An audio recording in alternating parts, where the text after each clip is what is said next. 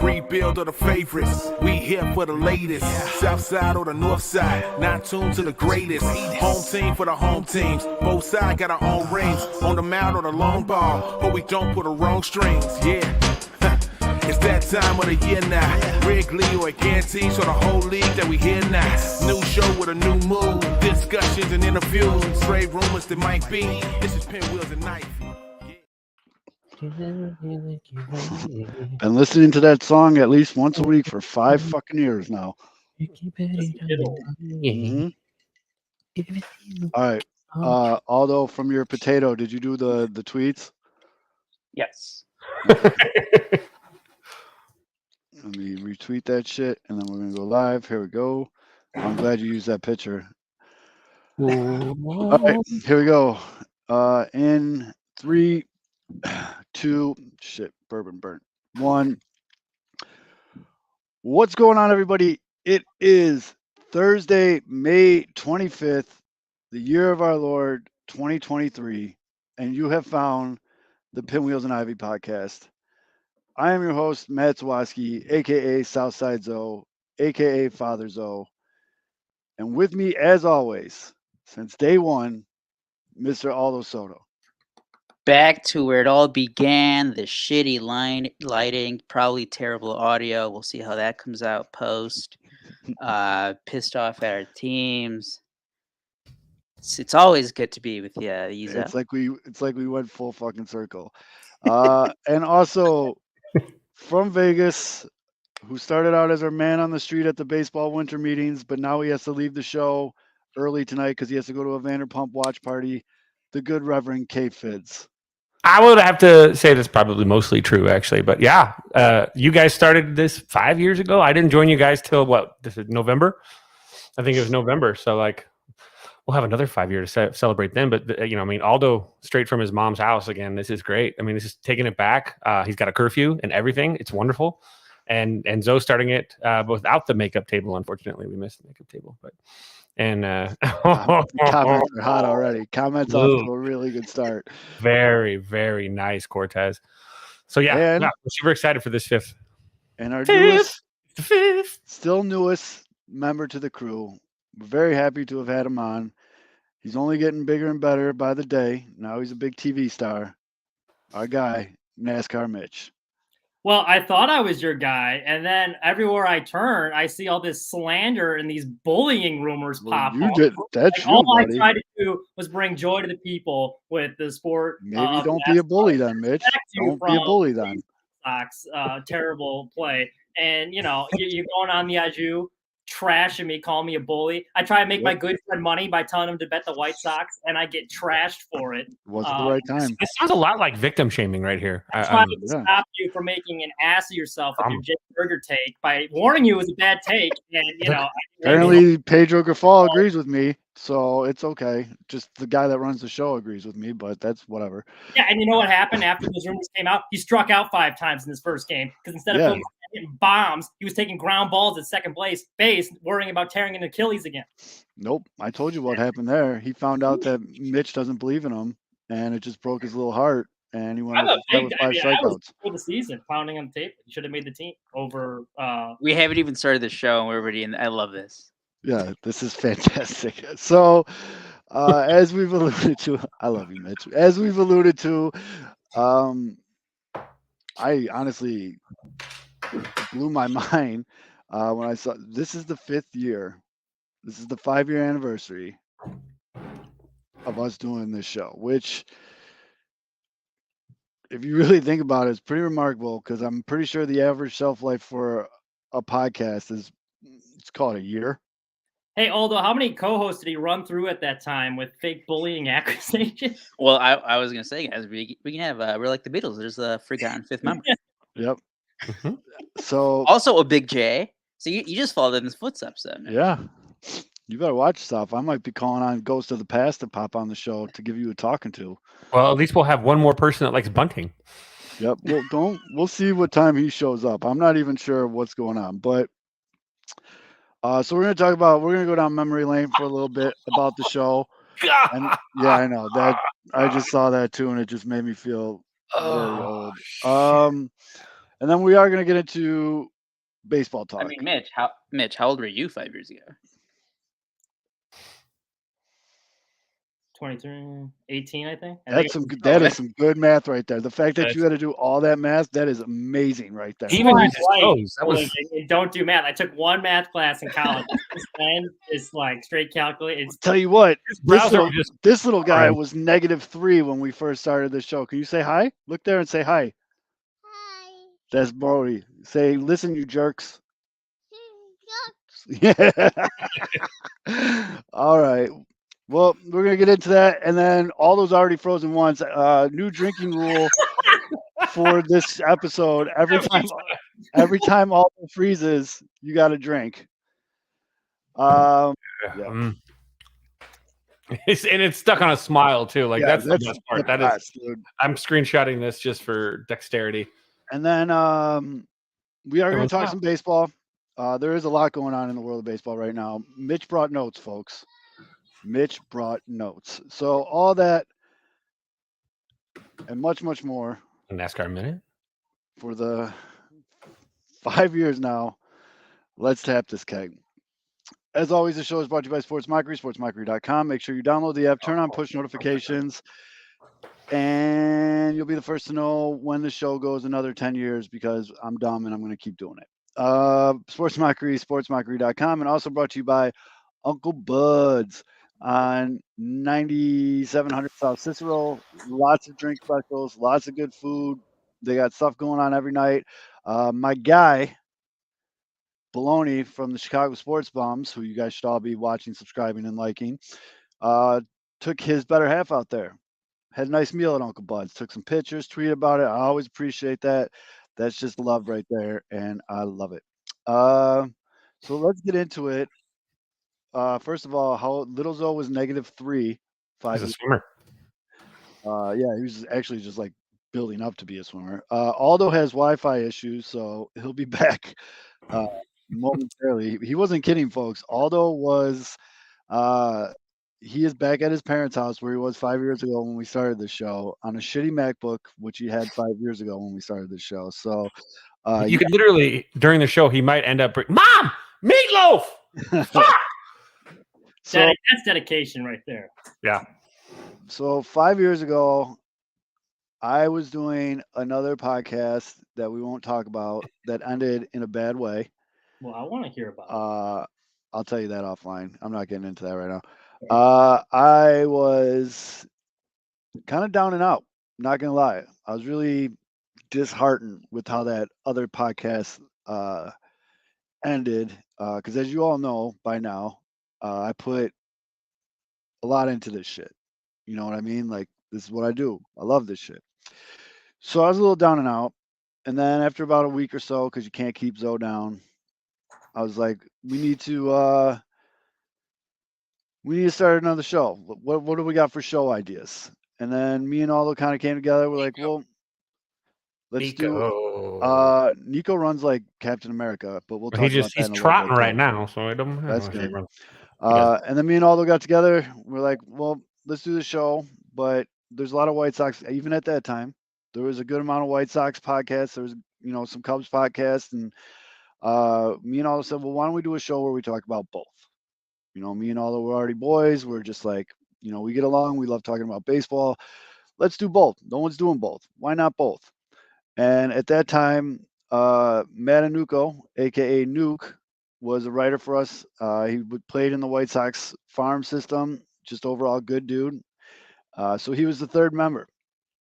And that was 5 years ago, although that's fucking crazy. So for 5 years, I've been saying, let's tap this keg. For 5 years, I've been saying, and with me as always, Mr. Aldo Soto as the first guy. And then a couple years later, we met Fids through mutual friends. Like 5-6 months later.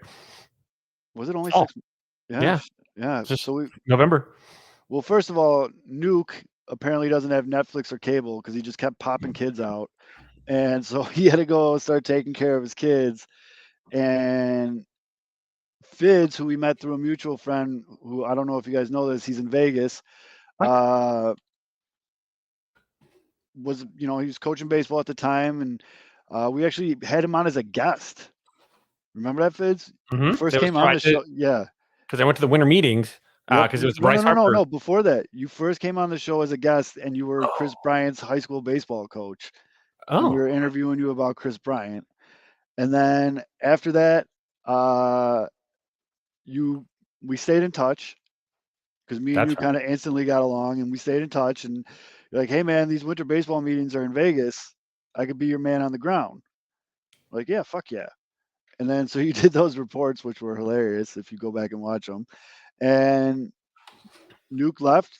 We asked you if you wanted to stick around, and you said yes. So you're here now. And then was it Mitch about a year ago? Yeah. Yep, last summer. I think. Yeah, last So summer. it was 3 years ago. Mitch came on this. Basically a year ago, because it was right Yeah. after, right after graduation. So Mitch came on. Mitch took on a position of being our head White Sox writer over at Sports Mockery.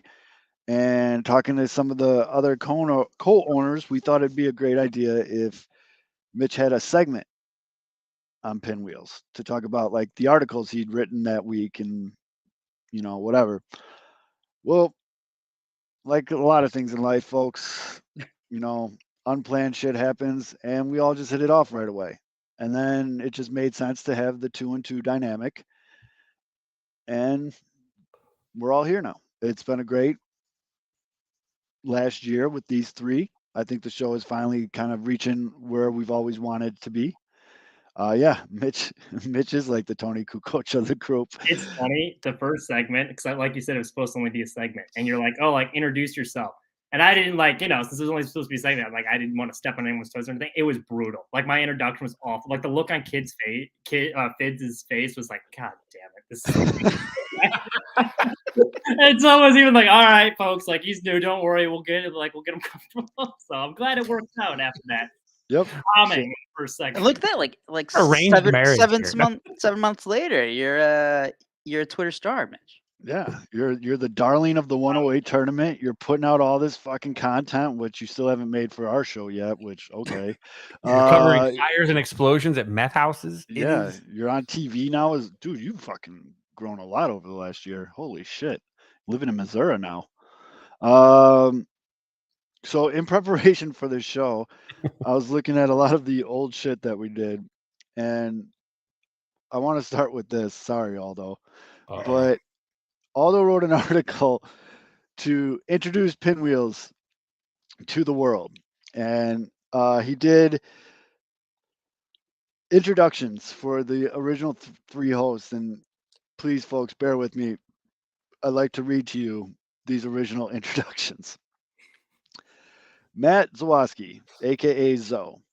Take that, Ben Zobrist. He's the original Zoe of Chicago. So Zoe over here is a White Sox fan, and right now he's probably trying to figure out where Matt Davidson lives so he can go massage his back. This is also an invite to Matt Davidson to come on our show. We'll make sure to keep Zoe away.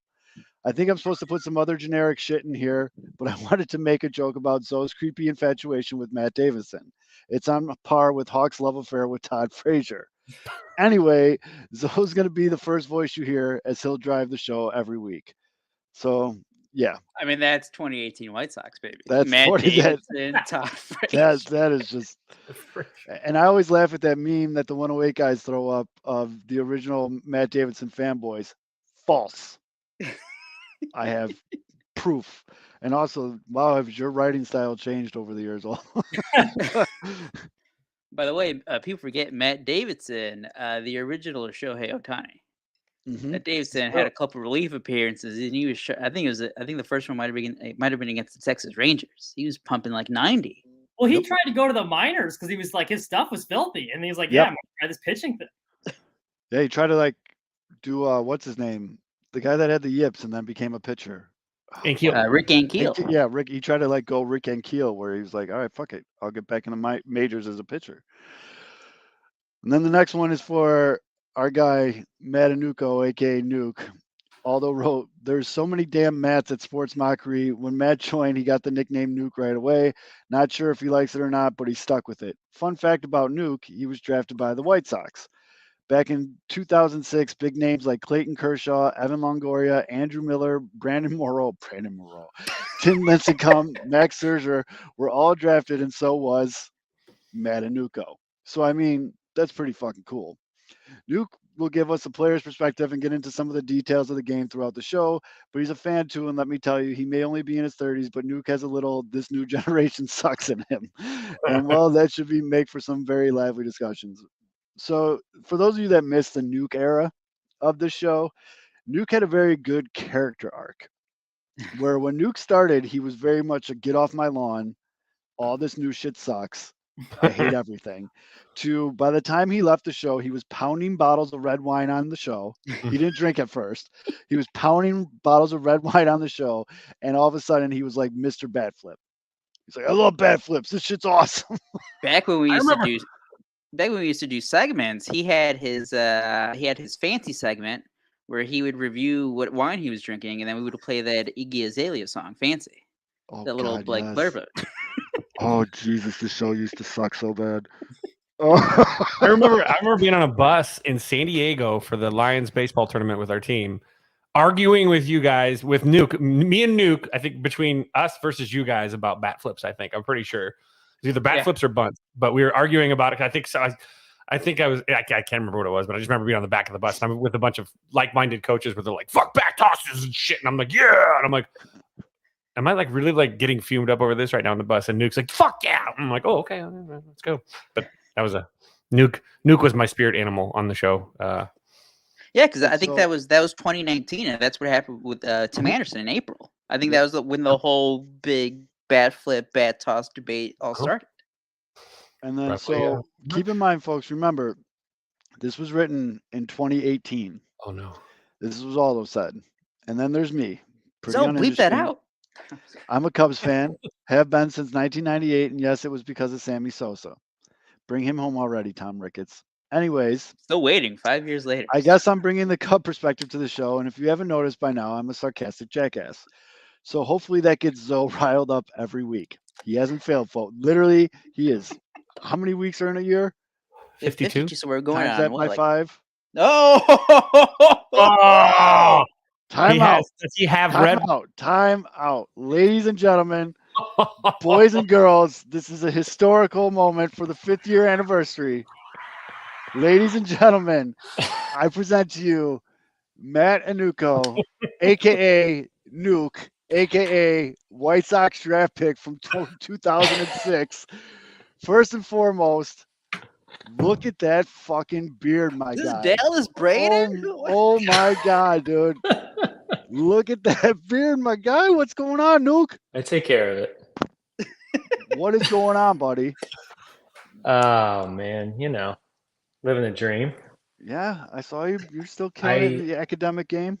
I have to say, I was so excited when you texted me randomly for the first time in 5 years. It was the And first it time was in like- 5 years.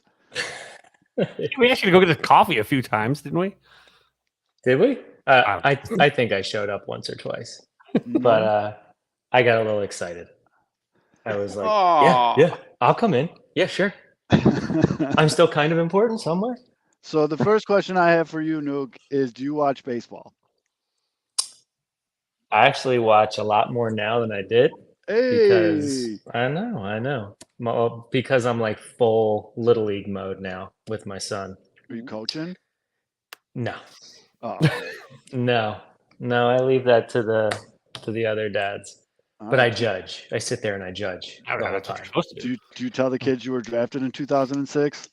Yes, I whisper it and then I tell Do you read out your player comp? my stat. Yeah, well, it's still my Yeah, I know. my like Twitter thing. Um, Fortunately, I actually have. I live in Kevin Franzen lives in the same town as me, and I coached his daughter. I don't know. If Kevin Franzen was a big leaguer, and he played for the Phillies for a little while, but he does he's the color guy for the Nationals now on TV. So I was coaching soccer, and I had his daughter. I didn't even know it was him. Anyway, so I am not the coolest guy around. Nope. Kevin Franzen, obviously, everybody wants to be, friends with Kevin Franzen. Gets people tickets. He talks about his boys Max Scherzer and all the important people that I never met. yeah, but did he do a shitty podcast that has now been on the air for 5 years? No, Mm. no, definitely not. Yeah. No, so I definitely have that on him. Feel free And to I think throw we that have out as there, many buddy. viewers as Washington Nationals broadcast. Yeah. Yeah. So we got that going for us too. Nuke, how many kids man. do you have? I have You don't- 3, and the third one was the one that That I booted was you off the trying to show. remember it. I was I think my last regular show was in 2019, right after she was born, right? Yep. Yeah. I Yeah. believe so. I think I finally was like, oh my God, I can't do this. That's when I got the Um, message, and I was very disheartened. Yeah. When you're just I like, was yeah, too.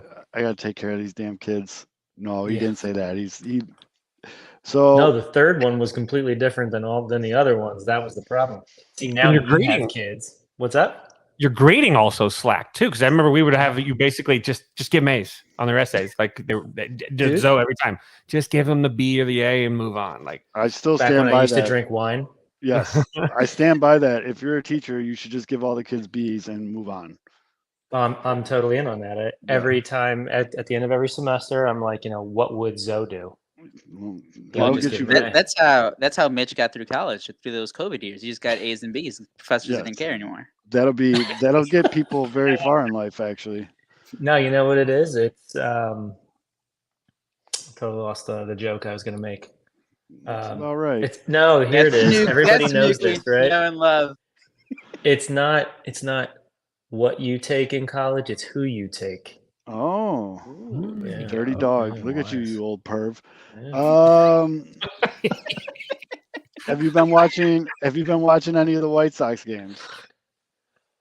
I've caught pieces here and there. Occasionally, I catch a Lou bomb. I think he's doing okay, right? He's I did playing see well. Michael Kopech dealt the other night, right? He Is that dealt right? today too. Yeah. He's found a little something. He's working. Is he still living at 106, or is he dialed it back to 96? He's Can he actually reach 104 anymore? no, but he's living at like 98, 99 now, and he's going 7 innings, which for the White Sox is a fucking miracle. So he's out of the bullpen, huh? No, he's starting. He's a starting. starter. Yep, he's fucking. The last 2 outings have been very impressive. He found something. He's figuring And he wedged it out. He wedged a 17 strikeout performance on MLB The Show for me yesterday in between those 2 starts. So that was really cool. So we have That's that right, going Nuke. for him. Guy's a superhero. You went away right before we became like an MLB The Show podcast in 2020 when there was no baseball. Yep. Yeah. I feel like I caught him a little bit of that. Vulnerable. Yeah, we try to get you into it a little bit, and you denied us Dude, you playing so- baseball video games. If you want me to talk dad life for an hour, I will wax poetic. My son is like into sports gaming. Like the Nintendo Switch was the worst thing I could have ever bought this kid. Tell him if he wants to catch these fucking hands in MLB The Show, I will smoke him. So I'll make it so he like, doesn't want to play video games for a long time. just abuse him. I could do that for you. I got a Okay. 2-year-old now, Nuke. I'm actually a dad now. It's fucking crazy. Yes. So So, you're ladies like and- right there, man. Ladies and gentlemen, just so you know, it's official. There's our guy turning 2. Who's that string bean?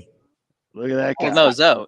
Zoe, go Didn't to you use his a bet and have to Yep. put his That's profile where I pic just as- pulled it from. Was from Yep. my old profile pictures. go I to lost his the goddamn- Twitter profile and read the scouting report. Oh my god. Do you still have your scouting report up on your Twitter It's still- profile? I don't think I've tweeted. I may have tweeted 5 times since the last show, You probably. killed your profile. No, you took it down. You said award-winning journalist, professor, White Sox co-host of the Pinwheels and Ivy Pod. Yeah, you haven't touched this. Still in there, years. man.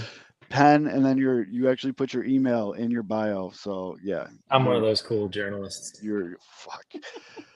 well that proportioned. nobody sends me tips because I write Live? for a local newspaper. Live athletic. No, body. it's got to be on there. It's It's right there. It's a banner. It's well proportioned, live athletic body, very loose and coordinated, built like Hall of Famer Robin Yount. Oh yeah. Blue collar player, plays center field, shortstop, and third baseman with equal ability without using the Oxford comma. Well done. Contact hitter, drives ball gap to gap, has soft, sure, quick hands, He nose does have for soft ball, hands. He definitely quick has soft release. hands. does DP well. Oh, excuse me. hey. Turns DP well. Turns Oh, DP. hey. This is You That's know great. they got that's OnlyFans now, I'm Nuke. glad they don't have ratings on it. They got OnlyFans. Critics. That's where I peaked, guys. So thank you. Actually, you know what? Like one of the proudest things about that is Francisco Figueroa is right next to me, and I'm taller than him. I think There you go. I don't know. I don't know This if is he true. played in the big leagues, but I think his brother is like the first base coach of the Phillies right now. So The only Nuke- thing I'm seeing is 56K/350K on his, and yours just ends at 4-year. No, is that what it was? I thought that was video. Looks like Well, Nuke, I don't think you've ever met our newest member here. That's NASCAR Mitch. Not quite as athletic, apparently. Also soft hands. I'm sure he knows the Yes. White Sox far better than I do, though. He does. That's not as without tall a as you either. We doubt. can tell. I have He's- tuned he's in. 6 feet. I've stalked here and there, and I've listened to Mitchell, and I'm like, damn, this guy knows what he's talking about. He does. Ooh. Don't fucking pump his tires. He doesn't need any of that shit. No, he knows what he's doing. No, but You guys like picked your, a good one. like your scouting report, Mitch definitely does have soft hands, and he's actually has a segment on the show where he talks about NASCAR, and it's taken off like crazy. So that's No one the show actually about it. listens. They just tune in so they can see the naked pictures of Steve Stone. It's really Yeah. disgusting at this point. I think the So- NASCAR piece connects better with our fan base than my wine reviews. The wine review was electric, but so you've been paying a little bit more attention to Major League Baseball. Are you just Love watching it. the Phillies, or are you watching anybody else? Oh, I'm a big spender right now. I sprung for the MLB TV package You so I got can that. watch You anything. got that. You got that shit for free with your cell phone plan. First of all, yeah, you fucking liar. It was supposed to be a Mother's Day gift because I married a Mets fan, and we're out of market. So I go, oh look, we can watch the Mets. So I do want to Poor ask Clean. you, who do you like this year? Who you think is gonna? You know, Before we start this, can we talk about how small ball has come back? Let's go. All right, It get him off the has- show. Get him off Yep. the show. Oh, we're losing connect. You gotta go back on Skype. We'll meet you You're there. breaking up. He's Uh, actually a walk-off bunt earlier this month. Yeah. Yeah, the White Sox lost to a walk-off bunt. That was fun. Actually, with the new rules, the pitch clock and the shift, everything's up. Singles are up. Home runs are up. Zoe's Everything's up. up. I'm up for most of the time. That's actually a really good point because you used to be the get off my lawn guy. What do you think about the pitch clock? I love it, actually. Holy shit! Did not. See I know. that Can you coming. believe it? Did not see that coming whatsoever. Why do you No. love it? And you want to know something else, though, Hmm. is I like bat flips now. I'm all in on bat flips. We did it. Although I feel like we did that. Like play the George Bush, ladies and gentlemen, we got him. Because that's what this I don't feels think like. I have right that, now. but all right. That's what that feels like right now. So you Cocaine is a hell of a drug. close enough. There you go. Do you actually like these new rules? I do, and here's why. And I think Fids will like this too. Is just because that's the way it's supposed to be done without a clock. It's throw the ball, catch it, throw it back, next pitch. Throw the ball, catch it, throw the ball, next pitch. Put the ball in play, get runners moving. I love the bigger bases. I want to see more people running. I love that there's no shift and that there's base hits. I love that there's plays at the plate. I love that outfielders have to throw behind and make a decision with a guy at second, whether they're going to hammer it home and hit the cutoff man or throw behind and keep a double play in order. I love it. It makes it so much more entertaining. Folks, I am in awe right now. Is this 'cause Bryan Cranston? I Wait, thought who- he was coming on this and saying this all sucks, all this kid shit. I thought this was going to be terrible, but I am pleasantly surprised, Nuke. People on, can hold on. change. Hold on. Quick follow up. How much do you love watching Kyle Schwarber on the Phillies? I loved it last year. Not Right with now, his I'm not a big fan. non-contact, with his 3 outcome. Well, Still, I loved it last year. Last year he came out of the gates and he was just hammers. I love watching him swing. I think Fids feels me on that one. Yeah. His hands are so fast and his bat speed is just electric. And I hate it when he misses it, but when he hits it, that ball's going off far, far. No one expected the Phillies to go to the World Series last year, not even me. And I think his performance last year and his leadership, I'll call it. He's kind of like an elder statesman in the clubhouse. I just like it. He can slump for a while. Nick Castellanos is like the bane of my existence. That guy struggles, even though he's having a better season this year than last year. A little bit. But I am a Schwarber fan. Okay, And- love that. Love that. Yeah. And then any thoughts on Jose Abreu on the Astros and his recent struggles? I know it's probably warming the cockles of every White Sox fan's heart, right? Not me. I No? wish him a lot of success. I think a lot of White Sox fans wish that he would go down there and do his thing and, maybe actually win a playoff series, get fucking crazy. But Right. it's kind of tough, Mitch. What do you think? It's I hurting don't know me. about what a playoff series and all that shit. But I was pounding the table that they should bring him back. So now I feel like a jackass that he's like one of the worst hitters in baseball. But I love Jose. I mean, he did everything right in his 9 years here, and they basically told him like, "Look, we got your replacement. We're not bringing you back." He felt disrespected, so I wish him well. I mean, he did everything right in his 9 years, so it would be, I'd be a dick to root against him because he did everything he could for this organization. I feel like that's a great way of putting it. And I think, Zoe, I agree with you too. It's just like there's nothing else he could have done for Chicago, for White Sox fans, for anything. I think more than probably any other player in White Sox history, I think everybody understood him was like, yeah, why do you want to stay here and get your shit pushed in anymore when you got a great offer from Houston and they're probably going to win another World Series this year? No. I will No? bet you good money the Houston Astros don't win the World Series this year. I I'll remember bet you a buy line. down the shortstop Correa Oh, did he go down? watching NASCAR race because he said he wasn't going to the Mets. He was not going to fail the Mets physical. Yeah. Oh, And that then, one. Oh, that's right. Yeah. well, yeah, Correa went to 7 different teams, and then didn't he get hurt today? Whatever. Carlos Correa, right? Yeah. Well, so I'm telling you, Zoe, Ooh. don't make another bet on the show because the last time it didn't work out. No, I still gotta watch it. I still gotta watch the fucking. Well, this is great. We got a Phillies guy on. Cubs just played the Phillies, and one of the big things that they were talking about was Trey Turner just sucking so far. Mm-hmm. So what do you got on Trey Turner, who I didn't realize has been as bad as he has? Oh, he's been pretty terrible. Although he hit a game tying 2-run homer today, and then Alec Boehm got the walk off. But I don't know. I look at those contracts like it's 10 years.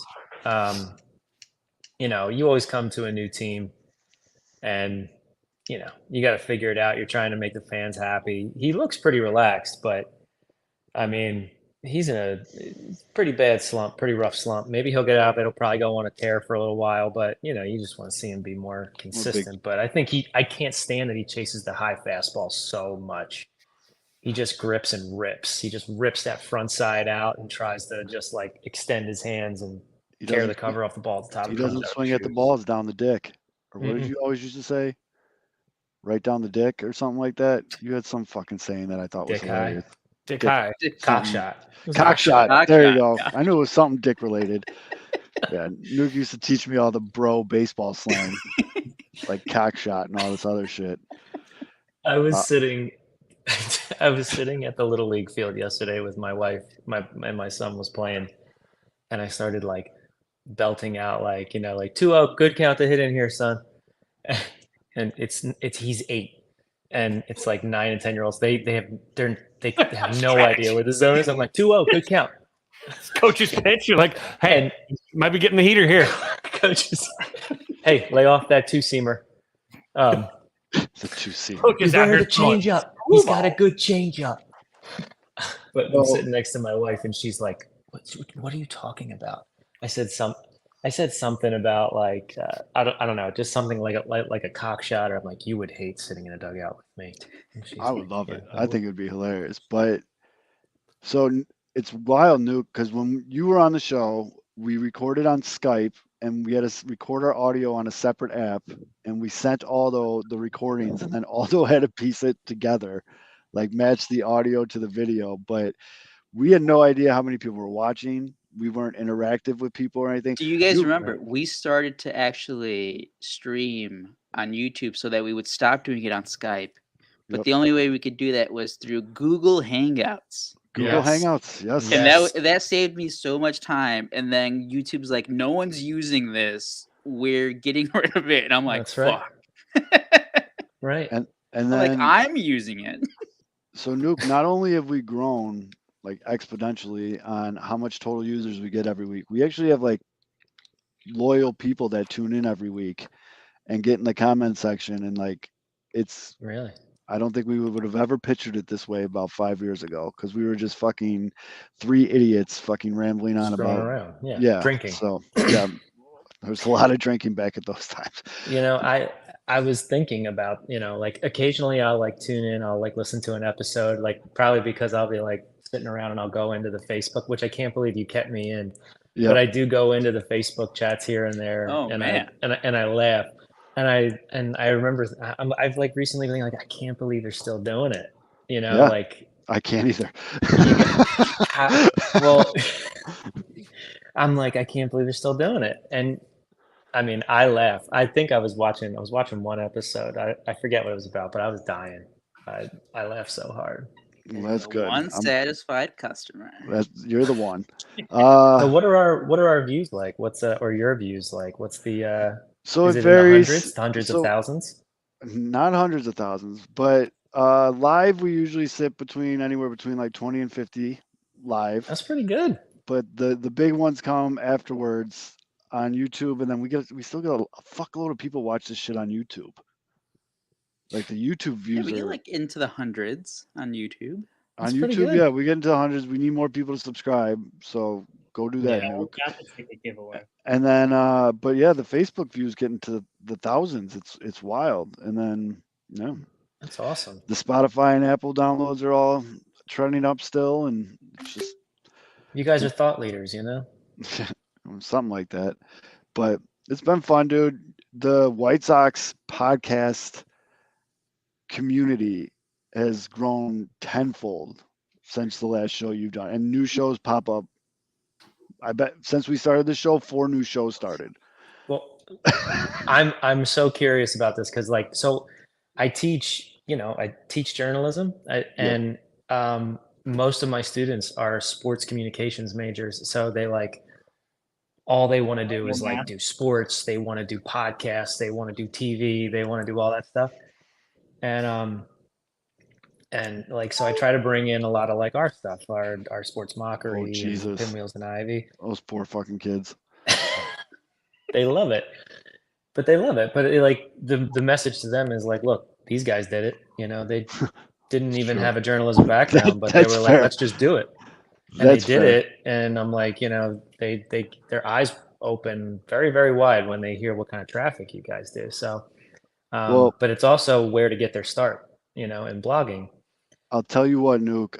So, good friend of the show. There's another White Sox blog show called From the 108.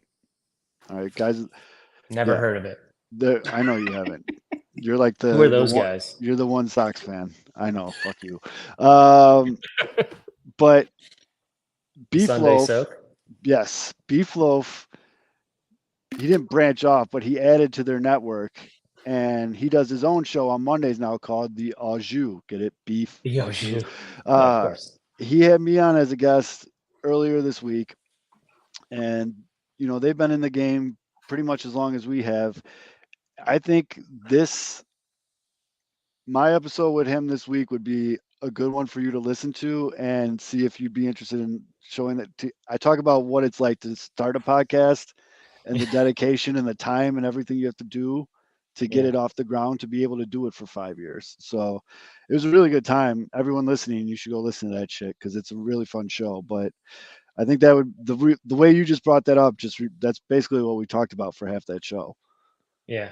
Because Beef people don't realize the time and effort and everything you have to do to get. And I don't even want to go down that road because I'll ramble on for another hour. But By the way, Nuke deserves the credit for being one of the first Sox people to jump on the Daniel Palka bandwagon. yes, He called it when the White Sox like picked him up off waivers or whatever it was. Like, hey, this guy has some pop. This guy's gonna hit some home runs, and he did. he did for a year. And then he went to. Then he's not. Then where is he? then Japan now? Look at that. Oh my God! Hello. Google Look at Hangouts, baby. that. Google my Hangouts. God. Look Is that at when that. I was pointing at the camera every day? Probably, and that's when you used to like lick your microphone, and it got really weird. Right here. And yeah, Mitch, it got weird, dude. It was like Made love to it. Yeah, he doesn't even deny it anymore. He used to get into that shit. That's how his third kid came about. He got off the show and was like, "Honey, I just had some serious microphone time. Let's get it." I had some serious. By the way, time. that screenshot is December 13th, 2018. Hell Wow. yes. No one has a clue where Bryce Harper is going, but someone on the show had a clue. Yeah. I saw you guys brought it up. I think it was the Manny Machado reaction podcast. Yep. When he went to San Diego, and I was so angry. Here are our old titles. Manny Machado signs with the White Sox. How can Rick Hahn get this done? Is Daniel Palka the next White Sox Hall of Famer? Yes, yes, he is. Yes. Oh my God. Yeah, we had some good shows. But all right, Nuke. You got any final thoughts or anything you want to tell the people? Oh man, I can't believe you guys are doing it. I miss you guys, man. I'm glad you kept me in the chats because I do go in and check in every now and then. You never know. I drop a joke here and there. It won't Every be funny, once in a while. but it'll be in Well, there. you goddamn well know you have an open invite. So anytime you have something to say, you go ahead and you jump. You just let me know. We put the link in the chat every week. You could just click it and join on like this. You just pop I in. did whenever do you that want. once from class. It was like after class, and I jumped in. I think I jumped in on like Beefloaf's time too. I think he was a guest. Yeah, we bump him. But I think he used the word arbitrage, and I was like, "Excuse me." What is that? Well, but cheers to you, Nuke. Thank you. Good to see you guys. I Keep miss it you, up, buddy. Mitch. You're doing a good job. K-Fids, have a gummy for me. Aldo. Keep in touch, buddy. I'll talk to you soon. Take care. All right, guys. Cheers, See you, Nuke. Yep. I just booted him.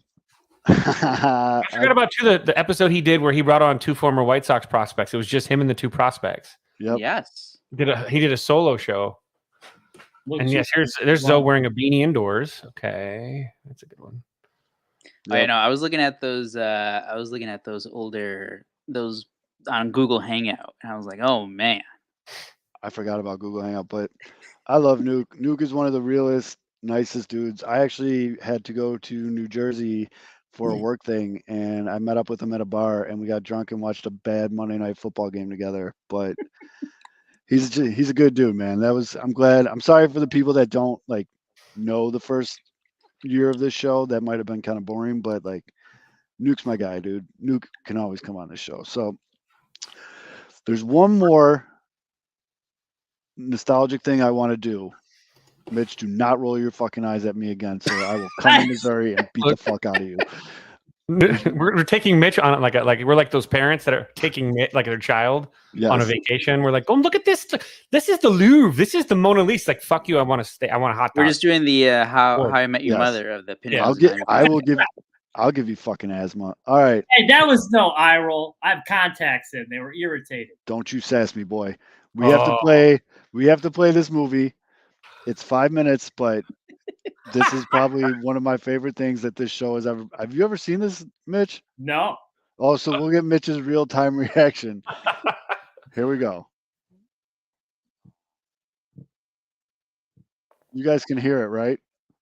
Yeah. It's not even playing yet. We gotta hit play. Oh shit! I'm sharing the wrong screen, I guess. Are you sharing what I think you're sharing? Well, it should be. Yeah, you had it. You just classic Pinwheels and Ivy. You didn't have the play button pushed, bud. You got to. No, I did. Hey, that's why it wasn't showing. So hold on. Oh, it was on the screen. It just the play button wasn't pressed. Here you go. You gotta start at the beginning though. You gotta rewind. In another existence, in another time, in another part of the multiverse, there was a world that existed without the 108 tournament. Thanks to Father Zoe, we get this multiverse existence here on Earth -6969420. Father Zoe, in his normal existence, every spring, lived for excitement and the White Sox. But in his normal, boring existence, he felt like he was missing something. So, him and his friend, the Reverend K. Fitz, embarked on a journey of invention and science. The two met at the Twin Pines Mall at 1:16 in the morning, where the Reverend K. Fitz unveiled a potentially new, possibly life-changing invention made out of a DeLorean. That's right, it was a time machine with a flux capacitor. So the two programmed in a few dates and gave it a test drive. After a successful travel through time, both knew it was time to give it a shot and go back and plant the seed of something special, a social media tournament for White Sox fans. The two traveled back in time to 1955, where they stopped in Hill Valley, California, a nice place to live if you're My Sox Summer and you lived on the West Coast. There, they went searching for a special couple, the parents of Beefloaf and Chirizi. Luckily, after stopping in a diner, he recognized the silhouette and side view of a very familiar schnoz. He had found Beefloaf and Chirizi's father. But before he could actually explain and plant the seed of the 108 tournament, the neighborhood bully entered the diner with his posse of thugs and troublemakers. But Zoe wasn't having any of this. Zoe's not scared of Ken W.O. So in a conversation, Sweaty Ken said all he had to, but of course, Father Zoe popped him in his face, took off, stole a kid's skateboard, and rode through the town being chased by Ken W.O. Unfortunately for Ken and his posse, Father Zoe lures the thugs into a trap, and just as they think they're going to squish him into the back of a manure truck, Father Zoe spins out, and the manure truck spills all over Ken W.O., his posse, and his Chevette, as Father Zoe is the first to invent the skateboard. That day, he goes to find Chirizi and Beeflo's mother, and in discussing this potential 108 tournament, it turns out she has a crush on Father Zoe. But Father Zoe is a man of character and integrity, so he continued on and formulates a plot to help Beefloaf and Chirizi's mother and father finally meet and fall in love, thus planting the seed for the 108 tournament. As they formulate a plan, he visits Beefloaf's father and explains to him the plot, happily, and then he has Beefloaf and Chirizi's mom come to the lab, where the Reverend K. Fitz explains how important a 108 tournament is, even to Cub fans. That night at the dance, just as everything seemed to be going well, Ken W.O. shows up again. But Beefloaf's father tries to stop it, and the evil bully Ken W.O. grabs him by the arm. Chirizi and Beefloaf's father will have nothing to do with it, and he curls his fist, knocks Ken W.O. the fuck out. Thus, the two go to the dance, they kiss for the first time and fall in love, and as a tribute, Father Zoe decides to play a few of his favorite guitar tunes from the Grateful Dead. He rocks out, and then it's time to travel back to the future. Before he leaves, he gives them one reminder that one day their children must create this social media contest. Zoe travels back to the future again in the DeLorean with the Reverend K. Fitz, who again could very well be in 1955 or 2022 because he's just old balls. But K. Fitz pops in the next morning to Father Zoe's house, explaining that they need to go to the future now because Ken W.O. has also learned to time travel. And there's a whole nother multiverse that features 3 evil Kens. So the two travel back to the future.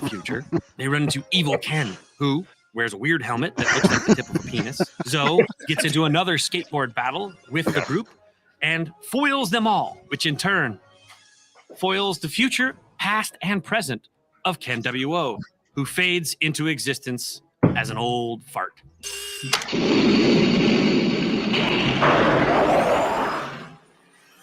Real footage. That one. Paid a lot of money for that.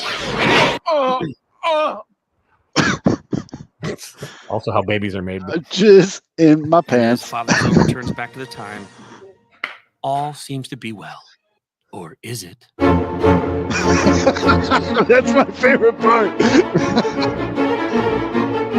The other one was This is the him. The Shawshank. the Shawshank Redemption, where he's like, "Fuck Zoe, fuck him right in his little ass," because you die of Ebola at the Yep. end. Fuck Spoiler Zoe. alert. Fuck him right in his little ass. But I'm Cambo. Fuck you, Zoe. maybe That's the we'll other show one. that. We'll show that at the end of the show. But oh man, we have come a long way. That was a 108 tournament video. And also, last but not least, before we get into like an actual show, I do want to say We have to get Mitch's thoughts. shout out to Mitch, thoughts on the video. No, that was funny. Yes. So like that one photo like always showed up on like the NASCAR minute, and I was like, "What the fuck is that from?" Because like you guys would always be laughing, and I never understood the reference. And now, like the one I said, Context. yeah, The future ones, I forgot that I said his head looks like the tip of a penis. I forgot about that little tidbit. Sweaty And Ken. Sweaty Ken was good. And then last but not least, shout out to Pappy Hour for he actually named the show. It was him who came up with the name. And also shout out to my guy Brian Macon, who's actually the creator of our theme song. So Do you remember some of the other suggestions? It was like black and blue balls. yeah, black and blue balls was the big one. People actually, yeah, there was a lot of stuff that was just bad. But I just before I mean, we're laughing about it right now. I think that was the runner-up. That's why I think that was the remember it. that's the only reason I close. remember it. It's close second. We decided. I'm glad you guys made the right choice. Yes, black and blue balls was yeah. mean, So before we Cortez get on, would love it. Cortez would be happy with it, but I don't even want to talk about that. But before we get to the actual show about current baseball, from the darkest depths of my heart, thank you everyone who's ever liked, subscribed, watched, comment, shared, interacted with, anything with the show. Even the There's bots. zero chance, especially bots. the Russian sex bots. yeah, the sex bots. There for is sure. zero chance that we are still doing this week in and week out without all of you. I really mean that. Even if some of you are complete fucktards, we love you and we really appreciate it. And hopefully we can keep doing this for you guys for a long time. I'm going to keep doing it as long as I'm still having fun. So hopefully, like I told Beefloaf earlier this week, I'll probably be 50 and be a dumbass and be doing this shit still. But yep, that's when I'll do my Playgirl spread. But let us get in to actual baseball. Unless you guys got anything you want to chime in before we start. Literary man. Show's over. All right. Literary man. Too much Smoking the more reefer. big news. I want to get to Mitch's. Yes, I'm very curious to hear about this. So info. Tim Anderson has been struggling. It is no secret to any of White Sox fan. Now, there's been a lot of suggestions about what the White Sox to do about the situation. Tim actually sat down with local media and said, you know, he'd rather be figuring this shit out now in May so he can have a better long-term run than have this happen later in the season, which, okay, you're not wrong. I'd kind of rather it just didn't happen, but you're not wrong. Me personally, I think the answer was to move him down in the lineup because I feel like a guy like Tim, that's what he's going to respond to. A benching he won't give a shit about. He'll find an angle there. It's moving him down in the lineup that is be more insulting to him, I think, because you're forcing him to still play, but like bat eighth. It's a challenge to him. Like you're challenging him, being like, "Hey, dude, you've sucked." Yes, he's been very bad. Like very bad. You're hurting us. Yes. He did have an RBI single in Wednesday's game versus the Guardians, which that's the horrible because I think he's hitting below 250 overall for the season. Yes. So now every time he goes 1 for 4, his batting average goes up. Yep, he's batting 244 with a 283, 282, and then a 565 OPS, good for a negative 0.6 WAR. And the thing that we've talked about a lot on the show is even when Luis Robert was struggling at the beginning of the year, the defense was still there. Tim is fucking up in the field too. So it makes it hurt even more. I got a lot more thoughts on this, but Mitch showed up to the show tonight very excited because he had his notes. He did some research. He put in the research, latex gloves, rubber cement. He put a bee under some plastic. That's Step Brothers, Mitch. Yeah, yes. And he has some. I want to hear this, Mitch. Yeah. Fire away. Oh, The well, floor is yours. hyped up. You're going to be disappointed once you hear it. But however, so like, let me start with this. He has been bad. There is no defending that. But Tim Anderson is a guy that very much thrives on confidence. You can tell when he's playing with confidence, he needs to be playing with that like swag. And I feel like I said, the criticism is warranted. He's been bad. There is a section of the fan base, for whatever reason, is looking for a reason to criticize him. And as soon as there's any fall off, I think a lot of people jumped on him. And we have found over the years that Tim Anderson definitely has antennas out there.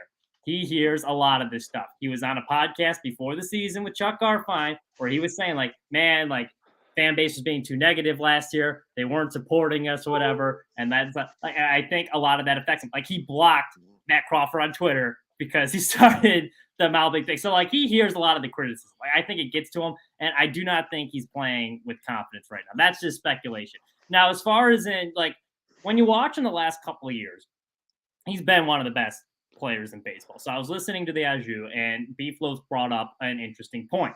The way his style of play, only a few players in the MLB can do what he does. And so I was thinking about that, and like I was like, well, what makes him good? And the first thing that comes to mind is athleticism. But usually that goes with fielding, and as he's never been a great fielder. So I was like, there's got to be more to this. So I was digging through some of his numbers throughout the years. So what Beeflow's point was, he's like, he went to Driveline this offseason. I think he thinks he's getting older. He needs to start changing his approach. I was like, is there anything that pops out that shows he's changing his approach? So actually, after going to Driveline, his hard hit percentage is the highest it's been in his career. When he makes contact, he is driving the ball pretty hard. His previous high was last year in 2021, but both those years, like, not very good. So it's, that's weird. And also his average exit velocity this year is the highest it's ever been. So I was like, that's puzzling. He's hitting the ball hard. It has nothing to do with that. I was also going down the line. His plate discipline has improved. His chase rate is the lowest it's been in his career. It's still above the MLB average, but still very low. He has the lowest walk rate of his career, and he has the second lowest strikeout rate of his career. The only time it was lower, I think it was 26, his rookie year or whatever, small sample size.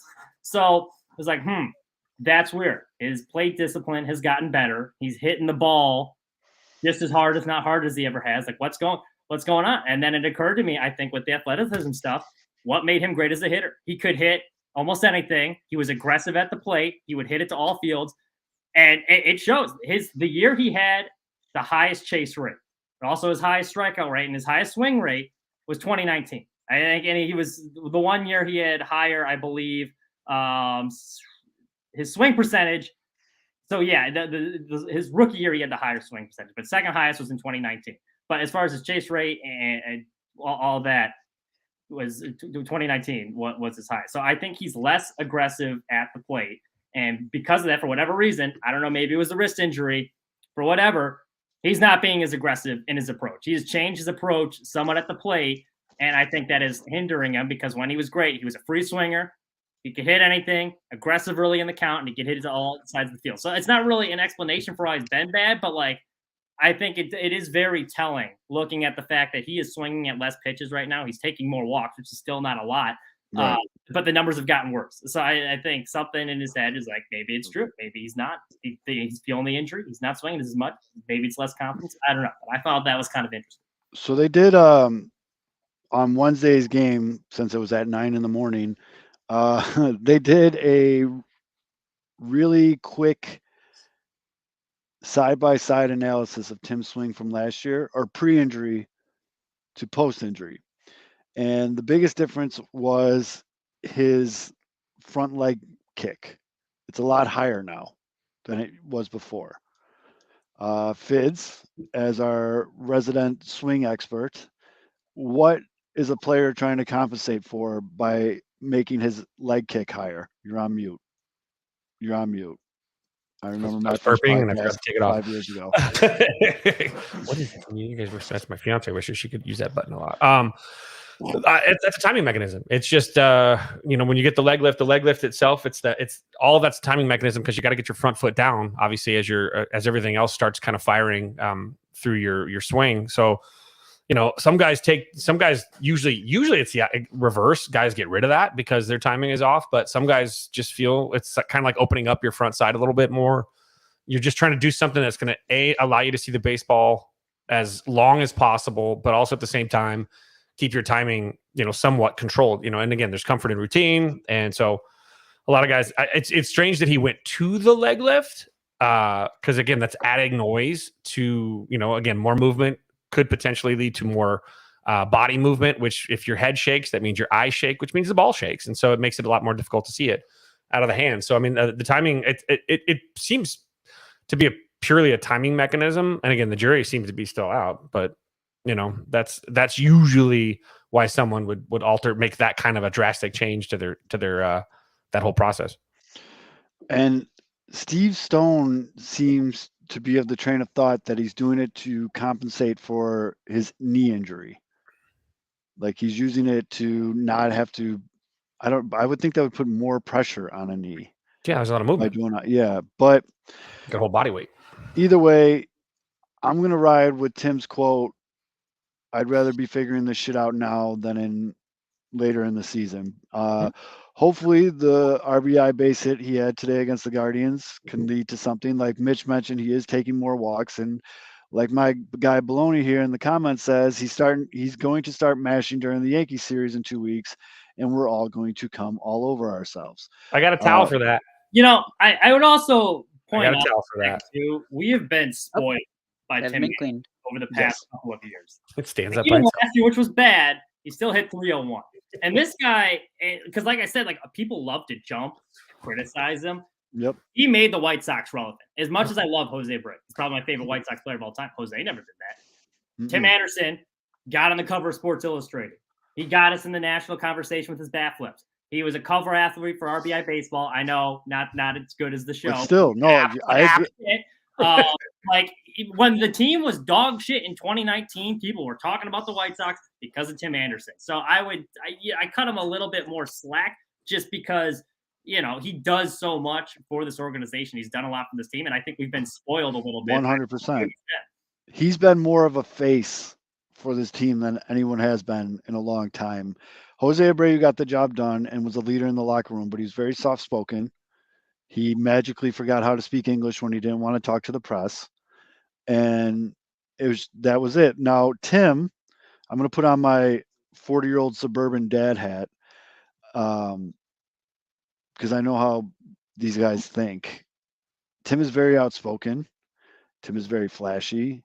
Tim does photo shoots with rappers. Tim has a fashion thing, all this stuff. Tim is a real dude. And I think that's why a lot of people on the South Side love Tim, because Tim embodies a lot of who we are as a lifetime South Side guy who's actually lived in the South Side and doesn't put on a fake persona, but we don't need to talk about that. Tim is like who we grew up with. I went to high school with Tim. You know what I mean? Like, not literally, but like with 100 guys like Tim. And it's just TA embodies the South Side with how he is. Now, if you're going to put yourself out there like Tim does, there's always going to be backlash. And as Missy said in the comments, people love to hate Tim. And that comes with the territory. And I think Tim handles that extremely well. I don't think he gets enough credit for how well he handles that. Because does he have some outbursts here and there? Fuck yeah. But dude, you can only put so much pressure on a dam before it breaks, man. This guy catches it from all fucking angles. So the fact that he shows the restraint that he does gets high praise from me. And people like to focus on the little things here and there that tend to happen. Focus more on what doesn't happen. The man puts up with a boatload of shit on a daily basis. And he barely ever reacts, especially with all of this shit with his wife. And I get it. I'm not defending him. I'm just saying, like, if you think about it, Tim's a fucking pretty good pro. He's very good being a professional. That's my viewpoint of what's going on, what Tim Anderson is to me on this team. I just have one last thing going back to the numbers. You were mentioning like the hard hit, which is good. Absolutely, the more you hit the ball hard, you should get better results eventually. But and I think Kevin, you'll remember this from like David Bodie. David Bodie was also another guy. He would always rank high or near the top of the leaderboard for the Cubs for like average exit velocity and hard hit percentage. But he would hit the ball on the ground like too much. Mhm. Right now, I'm looking at TA's ground ball numbers, and he has a 65.3% ground ball percentage, and that's up more than 10% from last year. He was at 55% in 2021, 54% in 2020. So That's he has to start hitting more line drives. I think maybe I'm wrong, but a lot of your power comes from your legs. He had the groin injury and he's had the issues with the lower body. So I think part of that could go into it, but it's still interesting. Like his hard hit percentage, 50%. His previous high was 42%. And he's also averaging 89 miles an hour for exit velocity, the highest it's been. I'm sure Fids will agree. You hit the ball hard, it's eventually going to start finding holes. It's law of averages. It's all of averages. Well hit baseballs. You're going to get a couple duck farts that are, over the course of 162, everything balances out though too. Every hard hit ball you get that someone snags, there's also on the flip side of that coin a blooper that should have been caught, or a guy gets a late step and loses one. I mean, so it does balance out over the time. But if you're strafing the baseball, you are going to find a lot more success than if you have exit velocity like I don't know. What's his name? Cubs just released. I was going to use that example. That's true, yes. But if you still keep hitting the ball on the ground 65, like 2 out of 3 times, you're not going to get better results. You're not. Keep grounding out. But then again, because harder hit baseballs are going to travel and carry too. I will kind of counter that though too. Although it's much more difficult to field a ground ball than it is to catch a fly ball. So you might find yourself on base more, even if it's via error, but that doesn't really help your batting average sort of stats or your OBP. It just, it's still an out, but a hard hit baseball that, skits by someone, that's a harder one to field than, a routine fly ball that you hit in the air. So, but this is an air league. You hear all the hitting gurus talk, get the ball in the air, get the ball in the air, get the ball in the air. That's it. If you're hitting the ball on the ground right now, you are contrary to what the game is currently in its current fad or state.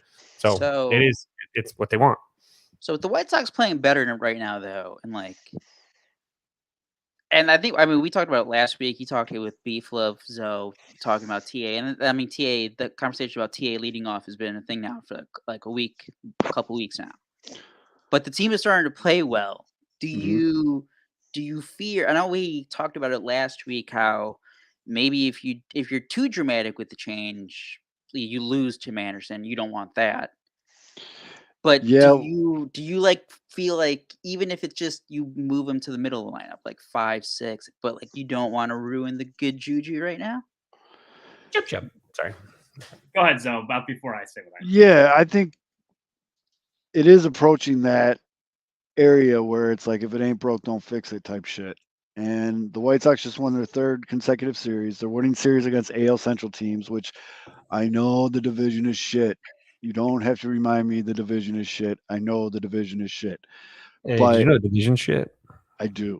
And all the White Sox have to do is win that shit division. And the way you win that shit division is by beating divisional teams. And that's what the White Sox are doing right now. But I'm almost approaching if it ain't broke, don't fix it territory. And I think you just keep letting Tim swing through this. First time the division shit sort of the White Sox are shit. We're just hoping they're at least every team in this division. All we need is to get in the dance because it's not like the NBA. Well, I guess the Heat, bad example this year, but usually an 8 seed has no chance. MLB, if you're in the dance, you got a shot. So as far as Tim goes, I think actually you made a good point earlier. So that's kind of one of the few things that would get his attention is moving him down in the lineup. However, as I alluded to earlier, he is all about confidence, and it makes no sense for me if you're going to move him down. Which I think at first I was like, that's not a bad idea. That would get his attention. But where are you moving him down to? Because other than second in the order, which I don't think is making a huge difference because you're getting the same amount of at-bats usually, there's really not a good spot. You're not going to bat him clean up. And I think down in 9th, Tim Anderson, who's a big confidence guy, or anything below 6 in the order would be, it would not be good psychologically for him moving anywhere down to like 7, 8, 9 in the order, even if it would make sense. And I think you need Tim playing with confidence if you want him to get back to that high all-star level. Yeah. I mean, they're starting to get production out of guys that they haven't gotten production from the whole season, because whatever Missy said to Romy in his DMs seemed to fire that boy up, because he's starting to make talk about a guy that makes hard contact. When Romy actually does put bat to ball, he barrels that fucking thing. It's just I might overreact from one good week, though, because we've seen a lot. No, but I'm going off of his minor league shit too. Like, look at his exit velocity. He's one of those. He hits the shit out of the ball or he misses. You know what I mean? And this week he hit the shit out of the ball, so that worked out. But I don't want to jump too much around. But speaking of shortstops, on the other side of town, Fids, your boy Nico had a night, and I never realized it until someone pointed out on Twitter. I got to find the video. Nico runs like Captain America. Like full, like 90-degree arms, like pumped, like Terminator style. I have to find it. Hold on. You talk about Nico. I'm finding this video. He's Captain Cub. He's Captain Cub. He's a fundamentally sound baseball player. He runs properly. Captain America runs properly. So does Nico Horner. It's not some weird. He's got perfect body control. I mean, if watch some of those track stars run. Watch how they run. They are upright. They're not leaning forward. They're running like they're like the road runner. Like their legs are spinning and their body is nice and parallel. Feels so good to have a solid second baseman. Oh man, fuck you. Great defense in the middle in general. Watch. This is Dansby. The other way. Oh yeah. Yeah. Look at that, dude. On your left. On your left. And he's breathing too. He's breathing. He's doing that, like, look at his face too. He's doing down there at the kids' table. Slice the other way. Yeah. Like blow up. Stop it on his way to third. Willie's gonna send him. He's huffing, dude. He is. He's fast. He's huffing. Ah. That's funny. And I think Nico Horner has the highest sprint speed on the Cubs. That shit was funny as fuck. It's weird. I always thought it was just Fids being a blowhard, but no, Nico Horner probably the best shortstop in Chicago right now. Current moment. Clip that shit, Aldo. Look at the bullying. At this current moment. He spares no expense. He's like Richard Attenborough, for God's sake. Wednesday, the 24th, Nico Horner is the best shortstop in Chicago. Breaking moves. Kyle Hendricks is pitching tomorrow. Ooh, okay. Speaking of Jurassic Park and Nick I thought he was gonna go Friday. All right. Oh, wait a minute. We have our resident track coach chiming in here. Luke, I'd love to hear your analysis of Nico Horner's running style. Good frontside, backside mechanics. Don't know what the fuck that means. I've ran maybe 6 times in my life, so I have nowhere to talk anything about running. I did track in middle school, and I hated it. That was awful. But I'd be interested in a serious question. I want to sound like a smart ass. Is what a track coach actually does to coach? Because like, what are you gonna say? Like, run faster? Like, I would like a breakdown. Like, and this is actually like what makes a good track coach. I will. I know you're trying to say this. I know it's uncrustable. We know it. It's Doris flexion. Let me go ahead and what the hell do you even do? Track coaches. Like, I know there's more that goes into it, but like on a surface level, you hear like track coaching is like, well, like. Let me go ahead and you can go ahead and stop digging up right now. I'll fix it for you, Luke. What he's asking is, during the course of your season, what are some of the things you work with your kids on? How do you make kids better runners? Yeah, that's a good question. For someone that asks questions every day for a living, that's how I should. Technique and training, meet day, and there's minimal coaching when they're actually in their meet. Like, it's like a baseball coach. Yeah, you let them go. I mean, what is he gonna say? Like, what's he gonna say? Fucking run, dude! Like, that's during the meet. Telling a pitcher, throw strikes. Duh. It's like a hitting coach. coach. Not be trashing on you being a track coach. No, I know you weren't, and I the track coaches out there. But he's even bullying Luke on the show, for God's sakes. Like, this again. Just catching. He's just catching. I didn't even do it this time, Mitch. I didn't do it this time. I did not do it this time. But it's like Cuba Gooding Jr. I get what Yeah. Luke's saying. It's So not. when they're practicing, they're working on technique and training, and probably their breathing and shit and all that fun stuff. And then on the day of their actual track meets, it's mental preparation and getting them in the zone. But when they're actually running, I don't think the track coach does much. That's when Luke goes to the bar. And starts. Yeah, I think that's when Luke drinks out of his special water bottle. There's You strategy. get, This is funny. Like, Format, I couple thought- see you guys in 40. like My analytics. understanding was the track coaches get the best steroids. That's what, and then that's how you get your team to win. We They get don't. the best Uncrustables is what they get. We don't talk about that, you fucking narc. Hey, easy there, boy. But The breathing technique reminded me of one time in health class, and they had to stop doing it because of this whoa. incident. No, This is like when you they were had a climbing the thing- rope in gym class and you got No. excited. No, they had a thing about like how smoking is bad for you, right? Like you're like, oh, like don't Thanks, smoke. Sean. So, like to teach us like that, they had us like run a mile, and then they gave us those little like coffee straws, like the stirring ones, like the tiny like black ones, and they're like, all right, you have to like breathe through this straw after, so everyone's out of breath, and like you're trying to breathe through the straw, and there was like 3 people that like passed out. They're like, this is what your lungs are gonna be like if you smoke. Then they had to stop because like 3 people fainted. And it was kind of funny. Yeah. So that's I definitely missed that class. That's horrible. So yeah, but Nico Horner runs like Captain America. That was a good 20-minute Yeah, segment on that. The other thing that I want to bring up about the White Sox is and the Cubs guys can talk about this too because it's their ex. White Sox called up Clint Frazier. Now, if you had that on your White Sox 2023 season bingo card, good for you, because they called up Clint Frazier. Now, not a bad start for Clint in this call up. He's taken walks. He's had a couple good hits. He had one funny ass play in the outfield, but he also had an outfield assist today. speed, swiping some bags. Yeah, stole some bag. 3 walks out of 10 at bats. Like that's for the White Sox. That's unheard of. But they brought up an interesting point on the broadcast where they were talking about how someone told Jason that it has finally dawned on Clint that this might be his last shot. Ooh. And he has kind of changed his focus and approach towards the game since that realization has set in. Now, that makes sense. What also I think, and again, this is just a couple games, I'm not trying to get too in the weeds here, but it seems like every year for the past couple years, Han has pulled a free agent out of his ass. Johnny Cueto, like, you know what I'm talking about? Could it be Clint Frazier this year? Bargain bin shopping, baby. I think Who else could it be right now, not to completely shit on it, because when the Cubs signed him last year, I'm like, oh, he had like a decent little mini run with the Yankees. Like it was like half a season's worth. And then he had like a whole bunch of injury stuff, like vision stuff, or like migraine stuff, vertigo, I think he suffered through, which sounds awful. And he showed it in the minor leagues before the Sox called him up. He hits the ball hard. His hard hit percentage is up. But at the same time, there's just not that long track record of success. Oh, Like I even agree. Johnny Cueto was like, yeah, it's a veteran guy who was like a Cy Young pitcher, caliber type pitcher. Elvis Andrews was like a consistent infielder who, he struggled on offense, but at least, he was like a 10-year guy.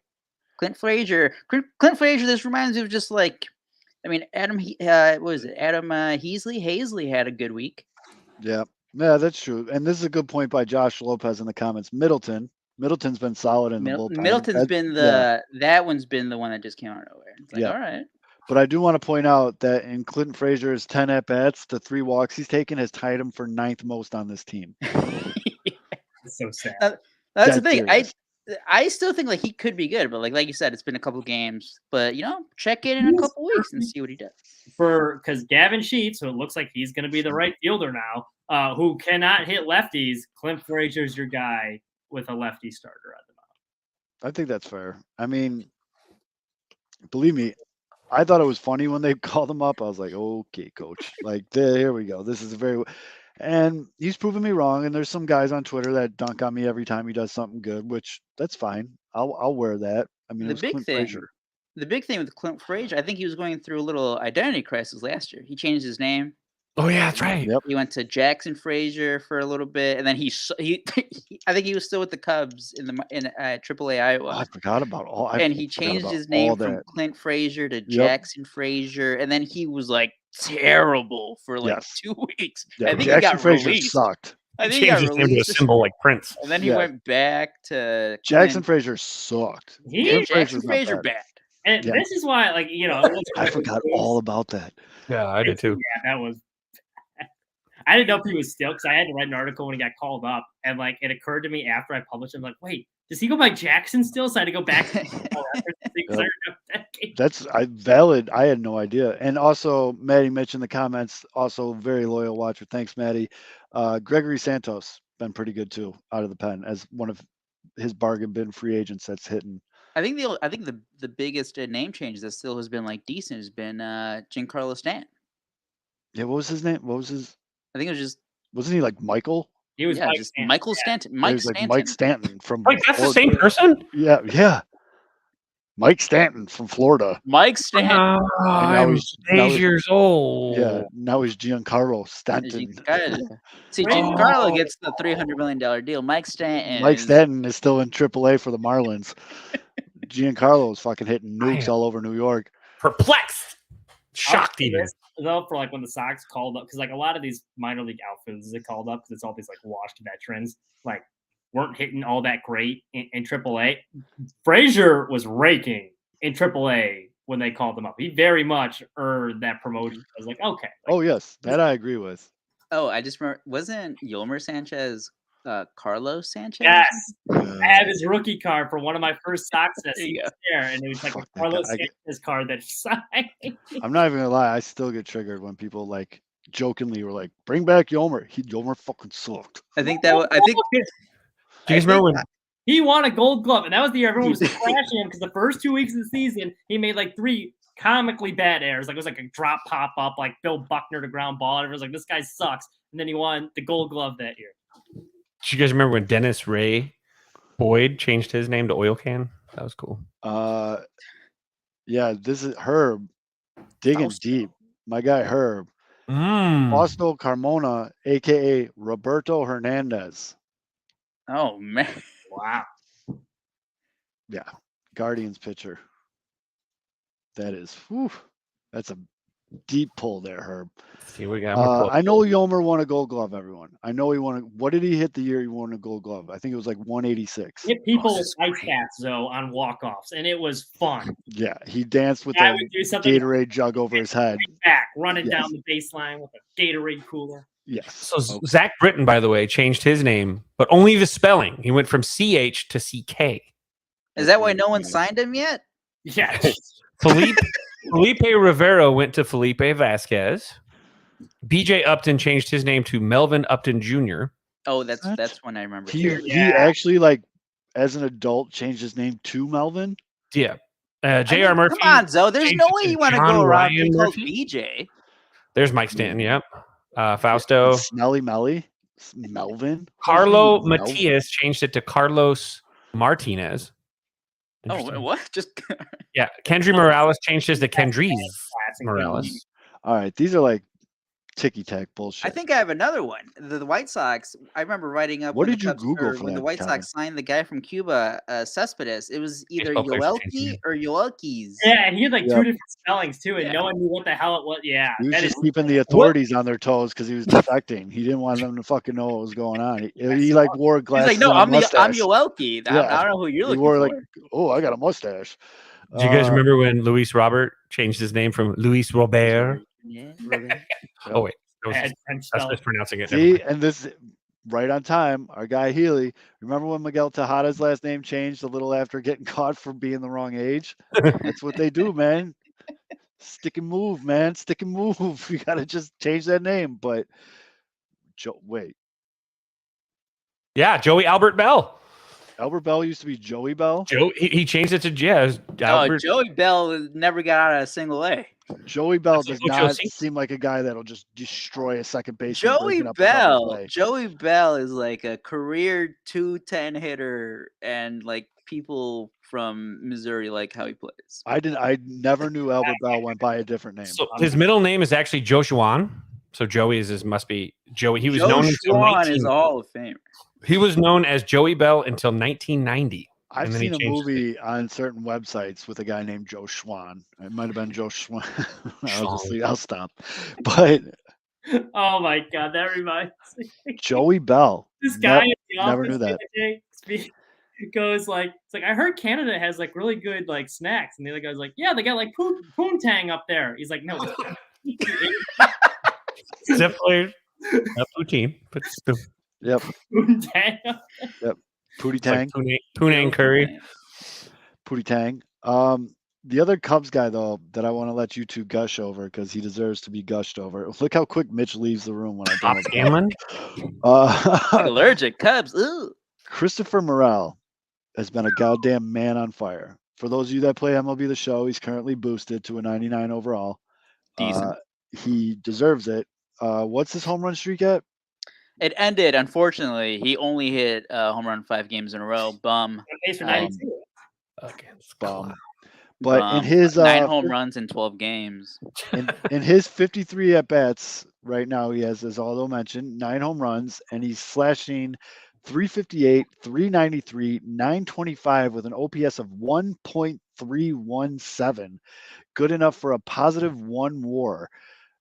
Morel's here for the rest of the year, huh? He's been doing this in the minors too. This is the thing. It literally, he had the highest OPS of any player in all of professional baseball. It hasn't stopped. It hasn't stopped. Like they haven't figured him out yet. Natalie's a fan. Before, so entering tonight's game, I don't think. By the way, we need to stop propping these guys up because I think we barely talked about him last week, and he went on another run. I don't think he got a hit tonight, but that's fine. But his batting average dropped like nothing. But I was doing because it was incredible. It was 52 plate appearances after his 9th home run. And I was looking back at Barry Bonds' 2001 season when he hit 73. He had 664 plate appearances that season. So I did the math. Like, what would Morel's at this rate if he got to 664 plate appearances? How many home runs would we be on pace for? 115. He was averaging a home run every like 8 at bat. No, every 5.5 at bats. He was averaging a home run. Like, I mean, it was insane. It's one of the most insane runs. Like for Cubs fans, it was literally Sammy Sosa in '98. For MLB fans, it was Mike Schmidt in '76, and then Luis Gonzalez in 2001. 9 home runs in their first 12 games. My question though for Cubs fans, similar. It's not really that similar, but kind of similar to where the Southsiders are asking the question: where does Jake Berger go when Eloy gets back? Where does Morel go when Belly's back? DH and third base. Yep. Oh, I didn't know he could play third base. Okay. Not well. That's the thing, because like the whole all right, the Cubs are going to send Morel they're going to start him off in the minor leagues this year was going to be like, oh, okay, like they're going to give him more time to develop at third base because he was shaky last year when he was there because he was playing all over, like second, outfield, third, a couple starts at short. But if you look at the Cubs roster, it's like, well, Patrick Wisdom, flawed player. He's not an everyday player. Nick Madrigal, the same thing. He's not an everyday player. So as fans, we're thinking, all right, Morel's going to go down AAA. He's going to work on the defense. And hopefully he at least gets to, respectable. He's at least average because you want the bat. Mm-hmm. But then you look at the numbers, like he barely played third base. He was playing second base and then the outfield. And it's like, well, what was the plan there? Now, you need the bat. You need him. So at the bare minimum, it's DH. Yeah. Because you already have Matt Mervis is starting to get hot. He's at first base. That's set. And then the only other guy is just like Trey Mancini. But I do want Morel. I do want Morel at third base. My boy Trey. Well, I know you guys don't. You guys aren't big fans of Patrick Wisdom right now. And like that's the thing. Patrick Wisdom's he's in his huge slump. Fitz shocking. I don't hate him. I just don't think he's. Kevin hated him when Patrick Wisdom was like still doing good. So imagine now. I had a problem with his inconsistency. And looky. He's exactly what I said he was. So he's a wisdom hipster. He hated him before it was cool. You know what the crazy part about Patrick Wisdom is hitting like 170 in May. I think his on base percentage is 100 points higher than Nick Madrigal. that's what really sucks is that Nick Madrigal was supposed to be the complementary piece. Yeah, It's he's like, all only- right, when Well- Wisdom sucks, you put in Madrigal at third base, and he should be able to get some contact, at least, hit in the 280s, 290s. Does In this Madrigal's play? defense, though, he has 2 more RBIs and 2 more runs scored than Patrick Wisdom does. I don't know much about the situation. That's bad. Matty Mitch in the comments says Wisdom mashes lefties. Yep. Just let him play against lefties. Yeah, We that's said it on the what you should show. Face lefties, non-power pitchers. He gets beat by power pitchers. do. If you put him in a position to succeed, he can play 100 games and still hit 35 homers because you're not his confidence will be off the charts. He's just he gets beaten out again. Pinch hitting him in the 9th when you need a home run, you're gonna have to wear it and just gamble that maybe he'll walk into one against a power pitcher. That's fine, but you look at Patrick Wisdom. I mean, he in the month of May, he is currently. I mean, this is why I'm not trying to shit on him. I just he is what he is, and he's what we've been saying he is the whole time. A guy that shows up one day, has a massive game, disappears. Stop, Justin Roman. Justin Roman does think I hate him. It's mostly because he texts me every time he hits a home run, so I haven't really heard from him all month. But he's hitting 163 in the month. He's got a 293 on base percentage, a 327 slugging. He has driven in 3 runs in the entire month of May. The one redeeming thing about Patrick Wisdom is this year he is having his best career year taking walks.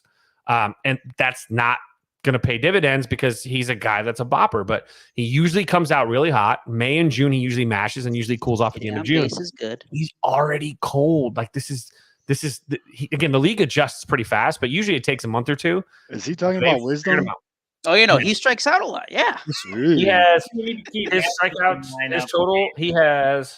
because Madrigal's base running blunders make me smile. Oh, can someone please, for our 5-year anniversary gift, can someone please send me a GIF that I can play on loop of Madrigal running through that stop sign at third and getting tagged at home? I'm sorry. I just think it's because his little his arms are like flying when he rounds third, and you could see clear as day he's getting the stop You sign. guys he just remember keeps watching fucking going. Did you guys watch the Captain America show? A lot of It's on Captain Disney America Plus. references Mhm. tonight. I love it. I'm here for it. So like in just base running wise, it was Nico Horner's like the real Captain America, and then Nick Madrigal is the other guy who was supposed to be the replacement. Fake who was Captain terrible. America guy. Fake Captain America base running. That's what that was. Wyatt. What's his name? What's his name's son? That's who those guys are. Russell's son, Base Wyatt running. Russell. Yeah, so he's got a 63 strikeouts and 141 plate appearances, by the way, with Wisdom. So Madrigal doesn't strike out a lot, but again, they're just both bad. Let's be honest. They're neither of them are consistent options on an everyday basis. Yep. And so if you have to forfeit a little bit of defense, you already got a top tier middle for the Cubs, especially when Bellinger comes back. Maybe you sacrifice a little bit of third and hope that a guy like Morel figures it out, but He's not even close. Done a great job. But He's got- stop. Nick Madrigal, who I That's like to Rick. refer That's to- Rick Done a great job. Sutcliffe. But stop. Yep. He's so And so little. and here's the thing is, Why too? Willie had to get out of these. Like, all right, you know what? Oh my see, god, that's someone so I bad. don't think I don't think he's fake Captain America, Aldo. He's MODOK to me. He's MODOK. Madrigal is MODOK. He's little baby legs, and he sometimes There you gets go. out of his head and makes That's decisions true. that he shouldn't make. But the two of those put together equals a not great third base. And again, Patrick Wisdom is a platoon guy, totally fine against lefties. Go for it. He'll rake. Doesn't matter. But you need something more than that if you're going to be consistent. Because again, you can't have a guy that has one really good game, goes out there, hits, goes 3 for 5, hits 2 jacks, drives in 5 on Monday, and then goes 0 for, and then has one big game again. You can't consistently score. Yeah, he's putting on his O face 90% of the time, but he has these massive games, and then everybody, Patrick Wisdom's back, and he might have like a 2-day stretch where he's really good, and then back to the 0 for. With Madrigal, it's not an offer so much as it's just like, weak. No, it He's not- is. It is. I No, mean, it is. It is, but it's also like he can't even at least walk into something and leave the yard. So like his makes his That's even bad. worse is if he walks into something, it's a routine pop up to the shortstop. And so this is how bad it's getting, guys. For the former diehard Nick Madrigal fans on the South Side. Yep. guys like Miles Mastrobuoni, who you guys have not heard of, I know Love you that haven't. last name though. And Mike Talkman are moving up on the depth chart ahead of Nick Madrigal. Like tonight, Cubs are facing right-handed pitcher Kodai Senga, who I still wish the Cubs would have signed. A power guy, throws 95 and up, has all 27 pitches or whatever. But who did the Cubs play at third base? They sat Patrick Wisdom. He's slumping. He needs the days off. And again, it's a terrible matchup, which that's what they should do. Put the guys in positions to succeed. So Wisdom sits, but who starts at third base? It's not Nick Madrigal. It's Miles Mastrobuoni. So Mr. Boney. So Who Kyle tonight Hendricks was no better. So Kyle Hendricks is coming up.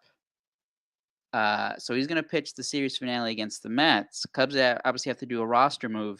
Can walk some. I mean, we talked about it last week. I don't know what Nick Madrigal does on this team. I don't know how he helps. I'm not being funny or whatever. I don't understand why he's still on that team. Hey, look, his replacement tonight, Mastro's got a 508 OPS and hitting 167. So even they're replacing shit with more shit.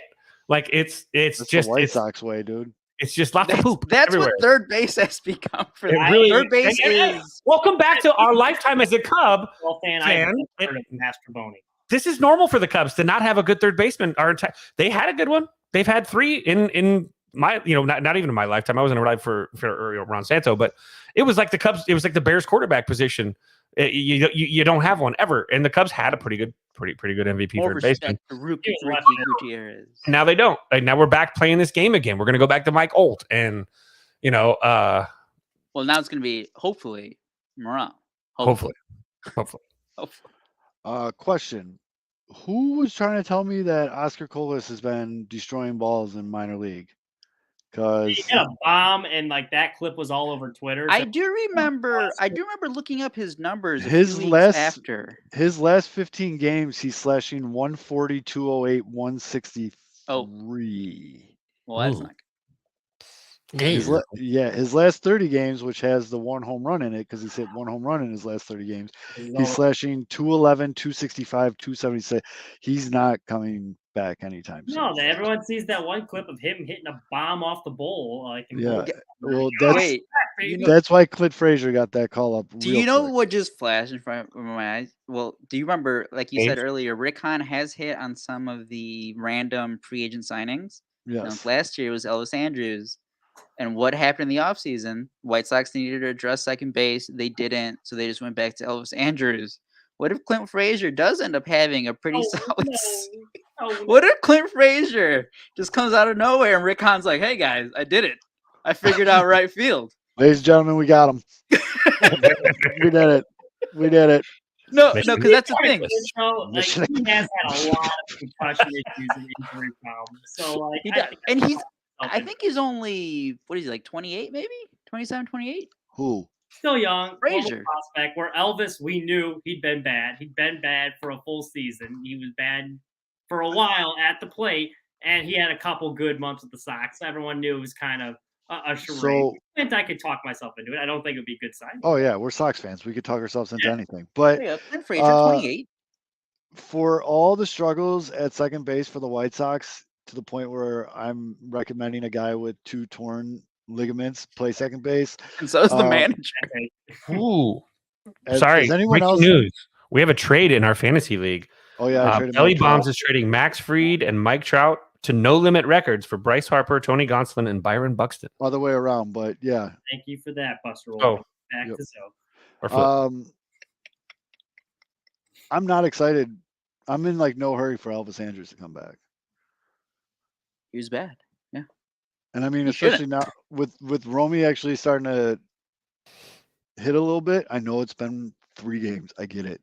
I know you guys like to shit on my parade here, but maybe Romy catches fire for a little bit and we roll, because I told you guys during the offseason. You can't trade Romy. Field, he's showing everyone what we projected for Romy during the offseason. We had a lot of teams calling about it. But Charlotte, AA Birmingham, even the Kannapolis. They all wanted Romy in that locker room. We said no. The Chicago Hot Dogs called us a couple times. Savannah Bananas. Yeah, they call us about Romy Drove too. by the Chicago Hot Dog Stadium today, coming from O'Hare. Savannah Bananas offered us the 10-day contract of Johnny Damon. He had from Missy Carroll. His season really started to turn around, and But there was a show that talked about how Elvis was probably going to be Cheeks this year because he was going to regress to his mean. That was us. And all right, let's go. hey, we will harp on that for the next fucking 4 months of this season that we got. I hope Elvis. People need to know that I hold this incredible power where I shit on guys on this show, and Joe Kelly, the whole White Sox bullpen for the most part. Kendall Graveman.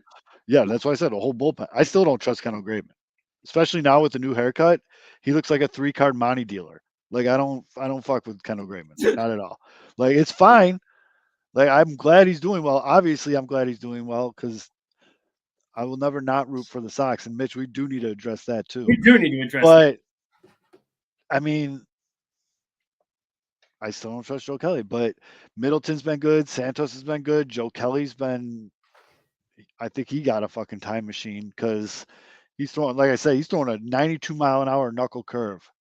Fuck you if you think you're hitting that. He's just throwing nasty stuff. Garrett Crochet still seems to be on a 3-batter limit, but he looks pretty good. Did you just jizz your pants or something? Florida just scored the game-winning goal with 3.5 seconds or something like that left in the game. And hockey. Fitz, don't you gotta go watch Vanderpump, bro? 4.3. I was gonna say though, real ones know that whenever Zoe wants to make someone, I guess jinx someone with the show, you're gonna hear this.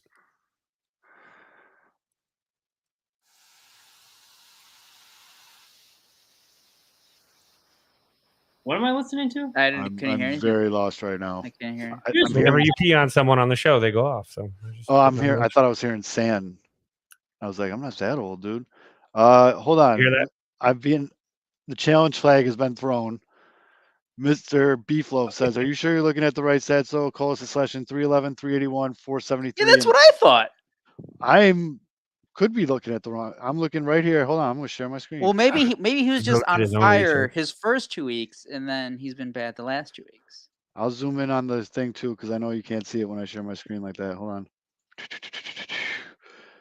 Whoa, too much. Zoom back a little bit. Oh, yeah. All right, so this is him. Look at him. He looks nice in his little Charlotte uniform. Going down. Last 7 games. 150, 182, 200. I mean, that's only 7 games. Okay. Last 30 though too. Last 30 games, 211, 265, 276. Got off to a hot start. So I mean, 2023 MLB stats, he's hitting 311, 381, and that's in 74 at bats. So in the last, I guess he only had 16 at bats in the last 30 games, but I was looking at this when I was talking about him being Cheeks. I didn't look up here at his. So in the last 10 days, I'm looking at his game log. Yeah. In the last 10 days, his slash line went from 429, 468, 714 down to 311, 381. So he has been. Yeah. So this is his. I'm looking at his MLB page too, Josh. So this is all his Charlotte night game. And That's like when Matt or John Fox threw the challenge flag and won the challenge. They lost the ball because like fumble was out for safety. So, like, technically, you were right. You were right, and now you lost the ball. Yeah. Yeah. So I think we're both winners there. Yeah. But ultimately, everyone's a loser. Yeah. Yeah. Pretty much. I mean, God, do I want that kid to be what I think he could be? But I just saw his last. See, that's what 30 games. happens. Yeah. That is the coin side, and like where I know that we've been talking about if Matt Mervis should have been on the team or not for the Cubs in the beginning, but that is the flip side of what could have gone wrong. Where if you would have just taken a guy like, well, it was different though. Mervis was already at AAA, but Colas did go like pretty much from AA straight to the big leagues without much AAA experience, and who knows how much that like impacted him or if he just felt more pressure. But so the question's been raised about Colas, Cheeks or no Cheeks. I think the jury's still out on the Cheeks. I'm not at a point where I'm willing to deem him cheeks. I got to see. Hashtag done. First of all, I got to see if he makes his way back to the MLB, which I really think he will. You know what? The cheeks are closed right now. You don't know what you're getting. They're We're clenched cheeks. they're clenched cheeks. Yeah.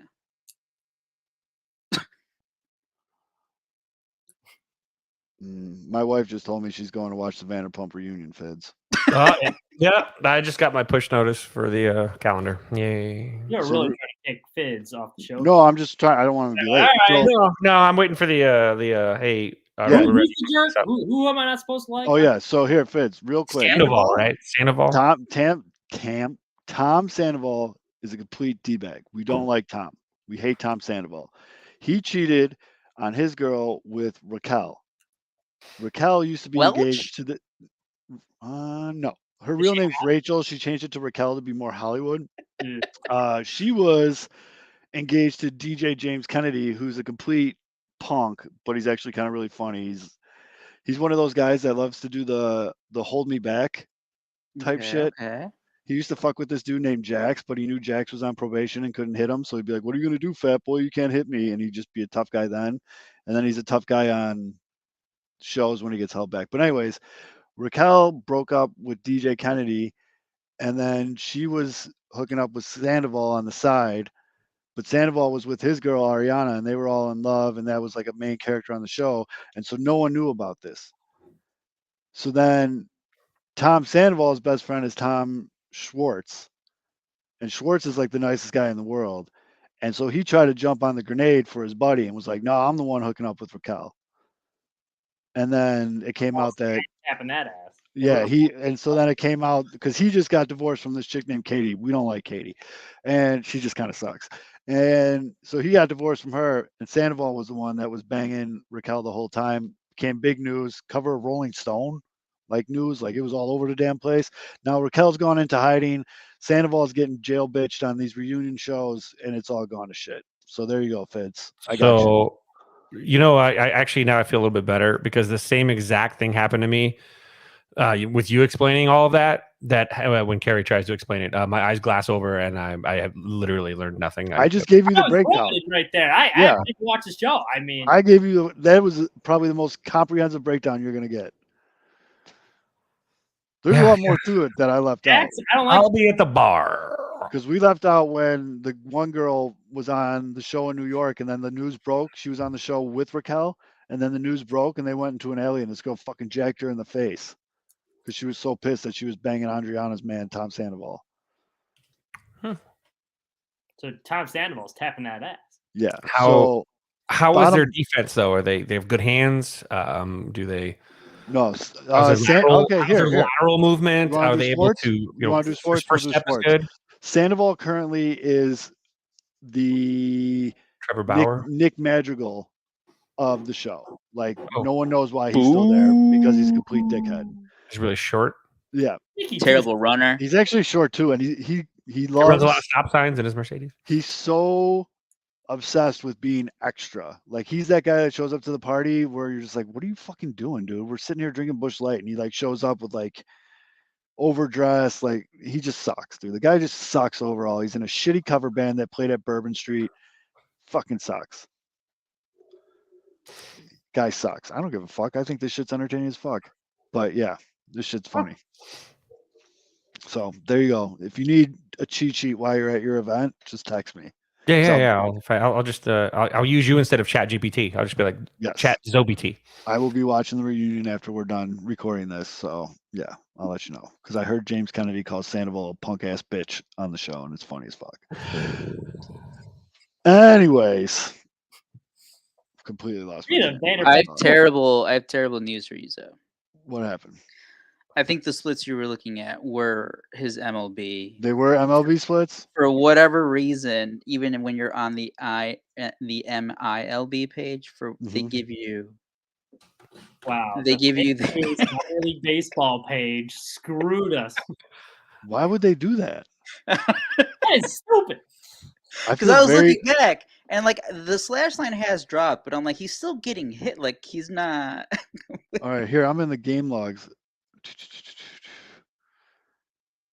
Yeah, There fuck. are some offers in there, but I don't There think are it's some, like. but not a lot of offers. Yeah, it's not that bad. The whatever. No, it's not nearly as bad as that. So yeah, fuck MLB site. Hold on, that's the last time I used that. So this shit. is actually Lovey Smith throwing out a challenge flag and just being Yes. completely wrong.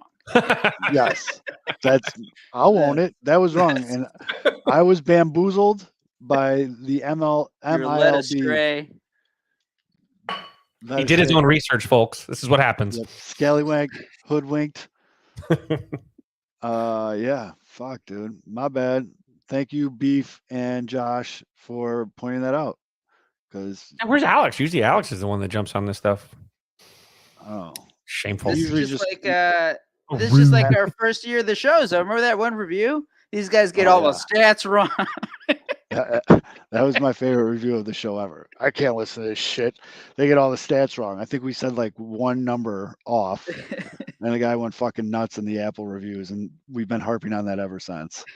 So anytime you hear me be like, "We're a big stat show," it's me referring to that Apple review we got our first year of the show. Yeah. Oh wait, how have we not talked about Michael Kopech? Buried the lead. We buried the lead. Michael Kopech is like the greatest pitcher on earth right now. We knew he. Or did we talk about it before we went on? Is that or because I remember didn't we mention that the strikeout? No, we talked about it when MLB the show with Duke on, didn't we? we So, talked okay. about it a Are little you bit. guys He started talking about his kid believers? playing the Switch. Are you guys believers, or is it? It's against Kansas City and Cleveland. No, Two of the I, worst No. offenses. I said the same thing was nasty against it. Like that's like, would you prefer the alternative where he doesn't pitch well? No. Yeah. Like, No, But no. I get what he's projecting saying. ahead. I get what you're saying. No, I think the stuff plays no matter who he's pitching to. that's He took care of business. He looked like how he was supposed to look. The Well, stuff's the biggest thing is stuff that is like the nasty. No one was velocity, getting that. No one like was. the velocity is way up, right? He does look a little bit more jacked up. This is like that stretch last year because there was a point in May last year. I think you could have made the case he was a legit Cy Young candidate the way he was pitching. He had a stretch of starts. He was. Yankees had like a perfect game through 5 2/3. I think he had a great start against the Dodgers. I think he had I think it was a quality start against the Red Sox too. Like he was good for a stretch last year, and then the dead arm and fatigue. And the big thing that I saw on Wednesday's game, and I think Pedro talked about it in the post game too, he threw a couple changeups, and he felt confident in that changeup. And if he could add that pitch to his arsenal, the big thing you're going to see is he's pitching. His next start's going to be against the Angels, so you'll see what he does against Trout and Ohtani, and so Shout out to Sebi Sabathia too. This is another pitcher, and I always joke that I like Seb, and I know he can't hit. Seb calls a great game, but he just can't hit. Every The pitcher new David Ross. is always given rave reviews about Seb. Like after that great start against Kansas City, he was like, "Yeah, Seb came up to me in the bullpen and was like, don't throw as many sweepers like you usually do. Throw a shorter slider today." And he called mostly fastballs. And when he did throw the off speed, he relied on the slider, and he got a lot of swings and misses out of it. I think he had like 3 strikeouts off that slider. I think stops the Seb. Sebi is a Marty Maldonado light for the White Sox right now. Can't really hit, good defensively, calls a great game. Basically, he's still should have a roster spot. Like, I got no problem with that. He's a good backup. Yeah. I got no problem. So, in the 5th year of the show, what's up, Fids? Oh, I gotta. Well, I'm going in NASCAR minute. Oh, perfect. Let's do that. I'll wait ladies and for during gentlemen, the NASCAR. here is something that when me and Aldo started this show 5 years ago, we never thought would be a topic that we called on this show. But I'm so glad it's here because I love it every time. Ladies and gentlemen, it's time for the NASCAR Minute with NASCAR Mitch.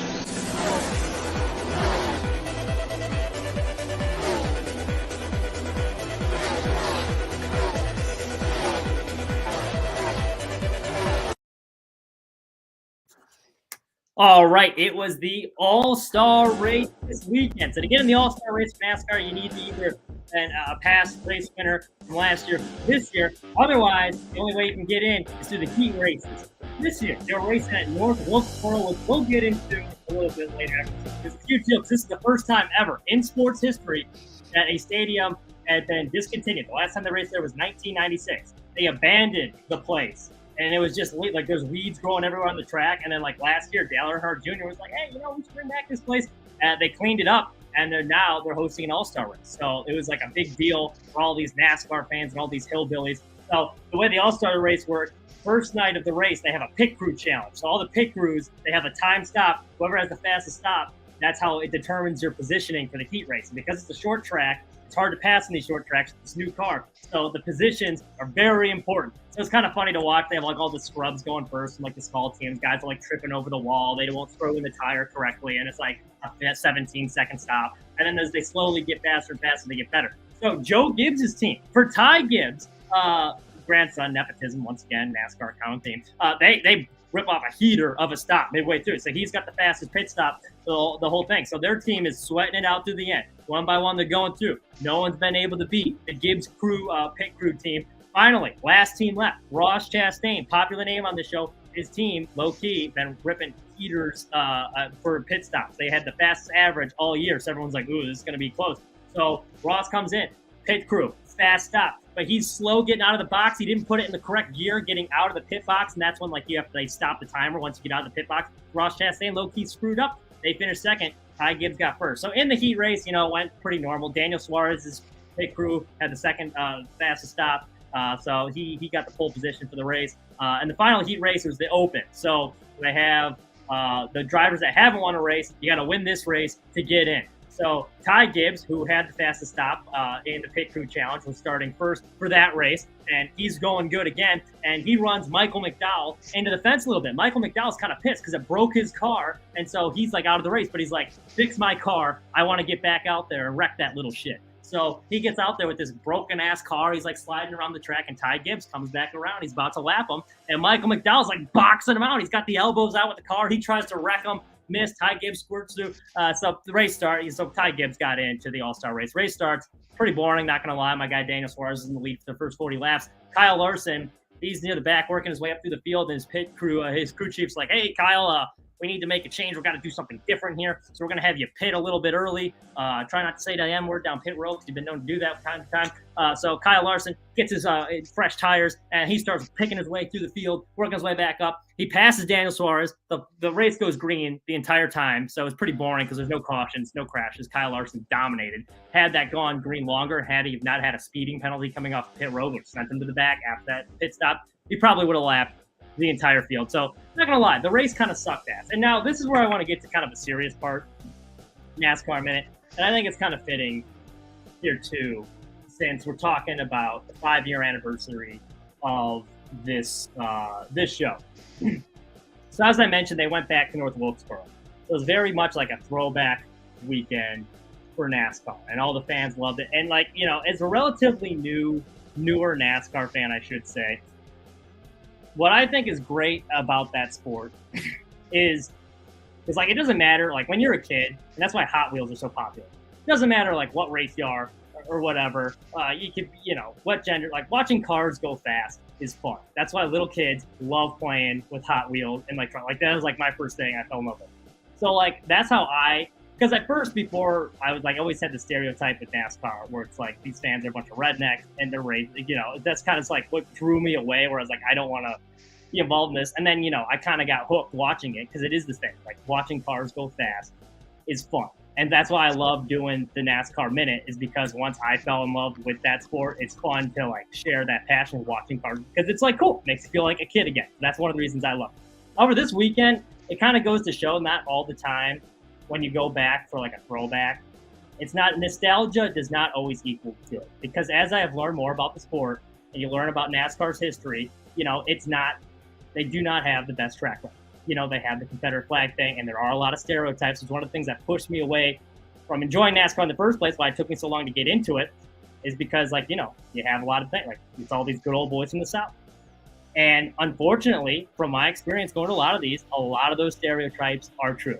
And it happened once again this weekend, going back to North Wilkesboro, where they already have kind of an uncomfortable history, where some fans got on Bubba Wallace's radio, who gets booed more than any driver in the field. Wonder why? Because he's the only black driver out there. That's no coincidence.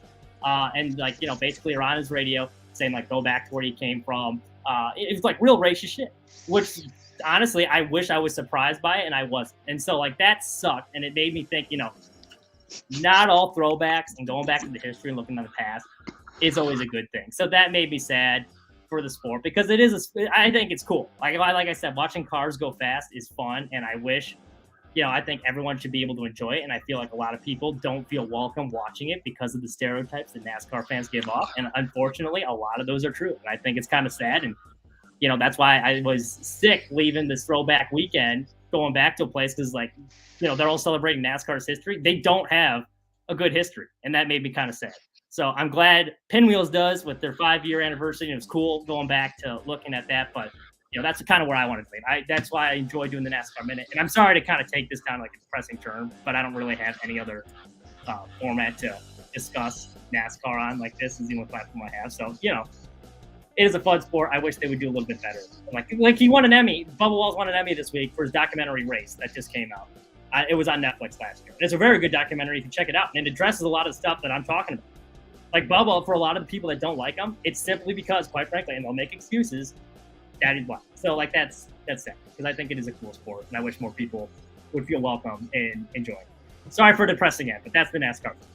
This Padres pitch is shitting bricks right now. Why? Because Danny fucking Burgess is up and back. Guy just ordered Shake Shack straight to the dugout. This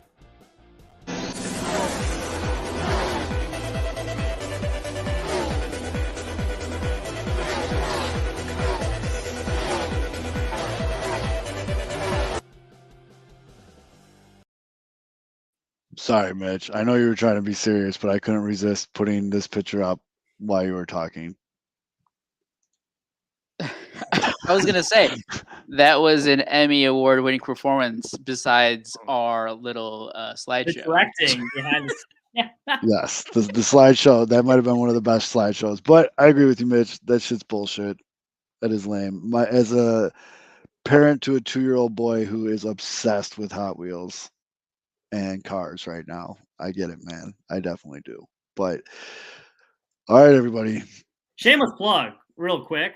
If you rip happen it. to actually be interested in NASCAR, it was pretty cool. One of the coolest things I saw it. I retweeted you. For sport, I got to interview Kyle Busch's crew chief. So if you go to my Twitter, click the link, you can listen to the 15-minute interview or read what I wrote. If not, I don't blame you. My White Sox shit's a little bit better. But, it was kind of cool talking to him. Get some interesting stuff out there. So, sorry, shameless plug. Yep. No, absolutely. Plug your shit all the time. I don't give a fuck. All right, Zoe, you ready for your solo third hour? Yeah. All you. All right, see you, man. All right. So thank you again, everybody, for 5 years. No, Thank Zoe, you for- don't sign off. You got an hour. Oh, I'm very much signing off. Thank you very much.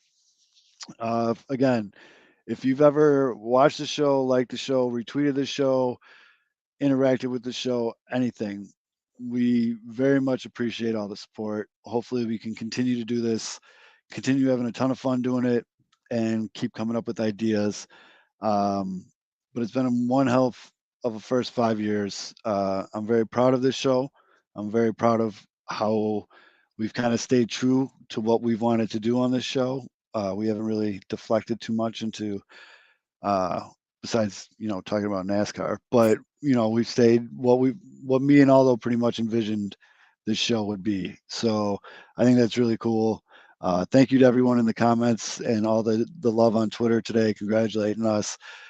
We see it all, we appreciate it all, and we're just really happy to be part of this great community that Chicago has, the sports community with all the different shows and people. Met a lot of good friends through this and doing this, and some things I would not change for a lot of money in the world. So for, I don't even know how many times I've done this now. So for Mitch, that's my guy Aldo.